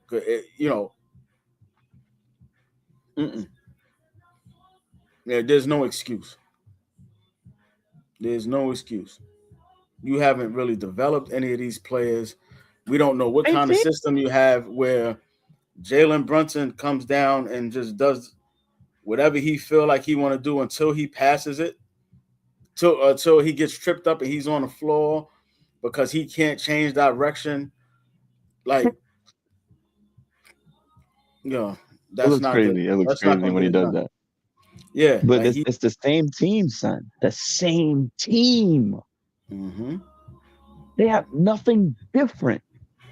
Nothing major, last year to this year. Oh, that's it. They added Jordan Clarkson and Alvarado, but those ain't major pieces. Yeah, but those are pieces that were supposed to help you off the bench, right? Mm-hmm. But you have the same team that went to the Eastern Conference Finals, and what was they in the Game 7? Mm-hmm. Game 7 with the what's the name? The Celtics. Mm-hmm. So if you got rid of the coach that got you there, Mike Brown either. No, that wasn't the Celtics. That was Indiana. Huh? Remember, they lost to Indiana. Oh, that's right. Indiana. Is it Indiana OKC? Mm-hmm. So either, and that's another thing. How come Halliburton hasn't come back from his injury? But anyways, we'll talk that up another day, right? Indiana shut him down. They said it's not worth Yeah. it. It wasn't worth it for Yeah, the 'cause season. the team ain't worth it. Right. The team wasn't as constructed. It was they didn't do what Boston did. Mm-hmm. You know what I'm saying? Where it's like, all They right, fit the bed. right, exactly. So he was like, listen, just sit it out, get fully healthy, come back, take the whole year off. Yep, I got it right here. Karl Anthony Towns just changed the Knicks' entire playoff storyline. And as I said, like, that shit just came across my feed literally at 12, Mm-hmm. 15. But I have to. Mike Brown has to go. If he does not get them to the finals, because that's what he was brought there for, because he has finals experience Mm-hmm. as a coach in some setting, even though it was a assistant coach. Mm-hmm. He has experience. They brought him there for that, Mm-hmm. to be more of a player coach and get the players to react and play, because he don't gotta run them into the ground and all of this stuff that we shit on Tom Thibodeau for. But yet everywhere he's been, he's made those teams better. Mm-hmm. From the Minnesota Timberwolves with Karl Anthony Towns, Jimmy Butler, Mm-hmm. from the Knicks and the Bulls. Mm-hmm. Has he never not made the playoffs? No. And what's crazy is they brought the depth in that he could have used this year, where he wouldn't have had to run his players into the ground. I mean, even though he'd have probably found a way to do it anyway, but that's just he likes what he's like, and who he's comfortable with is what he's going to go with. Only thing I've ever faulted him with is when his team is up with a comfortable lead and they shouldn't be in the game. Derrick Rose. Yeah, like that's the only thing I've ever faulted him for. I mean, when we play basketball, man, you were taught to play, like I was saying earlier, from the jump ball to the final buzzer. If you're on the court for that whole entire time, you're expected to perform. That is it. You know what I'm saying? But my only fault with Tibbs is when those teams are up by 15 to 17 to 19, and is 4 minutes left on the clock. Get those players out of there. That's it. Number one, you also are paying the other 7 to 9 other people on that bench to get some little bit of playing time in there. Right. Get them up in the game. Especially when you got certain players that have shown that they're capable of playing. And we can afford to lose you. Yeah, I don't care. Afford to lose this spy. I don't care, Tyler Kolek, if you break your neck. I mean, like we like you. You're good. You're a fan favorite. But if you break your neck, we're not going to skip a beat. Like nobody cared. Nobody cared if Cliff Livingston got hurt. Right. Go ahead, take the last shot when we up by 15 and 10 seconds left. Go ahead, you take that shot, man. So what? I don't care if they slam you in your face. Exactly. As long as Jalen Brunson ain't hurt. Exactly. You know what I'm saying? Like, and so that was the only thing with Tibbs with me. But as far as playing his players, nah, this is what you get paid to do. Play the game. Don't want to be here and then don't want to be here. Yeah. You know what I'm saying? So at the end of the day, we'll see how that translate over into the rest of this playoffs with Mike Brown, because he has to learn how to get his rotations in. He got to learn how to make end-game adjustments. You can't play the same game, the same style the whole way. Like, you can't do that. You have to make a change. And I think if he's not going to do it, then as long as the players understand that ball needs to go through Karl Anthony Towns at least 85% of the times down the floor, he needs to touch it, whether he shoots it or not. But he 9 times out of 10 he has a mismatch. You gotta explore that. Mm-hmm.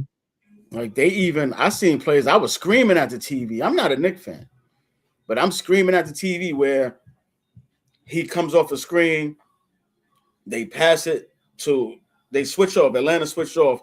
And now he has Dyson Daniels on him in a post. I'm like, throw him the ball. Throw him the ball. What are y'all waiting for? Throw him the ball. And when they threw it to him, I'm like, all right, see, now something's going to come out of that. Like, what do you do? Explore that mismatch. What are you doing? Mm-hmm. So, you know, that's what Mike Brown got to, when he go and he look at the tape, those are the plays he got to look at and be like, look, we could win these games easily if y'all just find out an easier way to play the game. And I'm going to direct y'all as the coach.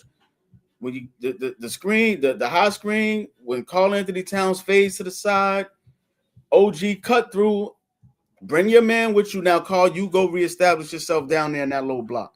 And then now that's how they'll get the game. They'll get the game won easily, very easily. You know what I'm saying? Especially against Atlanta. Atlanta, honestly, we were saying that they're not even supposed to be there. Their team was not what they did. They were not supposed to be there, bro. They wasn't even in playoff contention before they made that trade. They was going into a tank mode. Right. They was right. They looking at, they trying to get Cam Boozer and all of them. They wasn't even paying attention to play these dudes. They're like, man, we're gonna go get Cam Boozer or AJ DeBonsa, whatever. We'll figure it out from there. But Christmas came went 12 in a row. Right.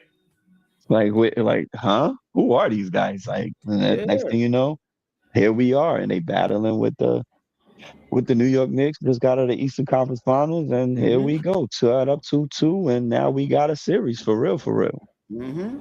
So it's best out of 3, and we'll see what happens. But bro, let me get ready to get up out of here, man. Yes, sir. 1 o'clock game start. Yeah, take care of some stuff before the game start. If anything, you know, we'll discuss later. People, appreciate whoever came on today. You know, always like, subscribe, and share. Let people know we here. Y'all can chime in, whatever you want to do. All right, bro. Yes, sir. Till next time.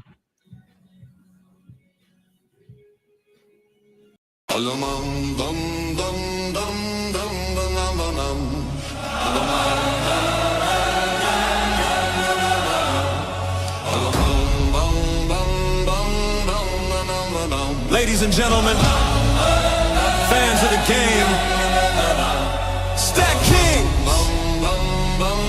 If it's got a scoreboard, you know we talking about it. What the heck? This is all on Stack King.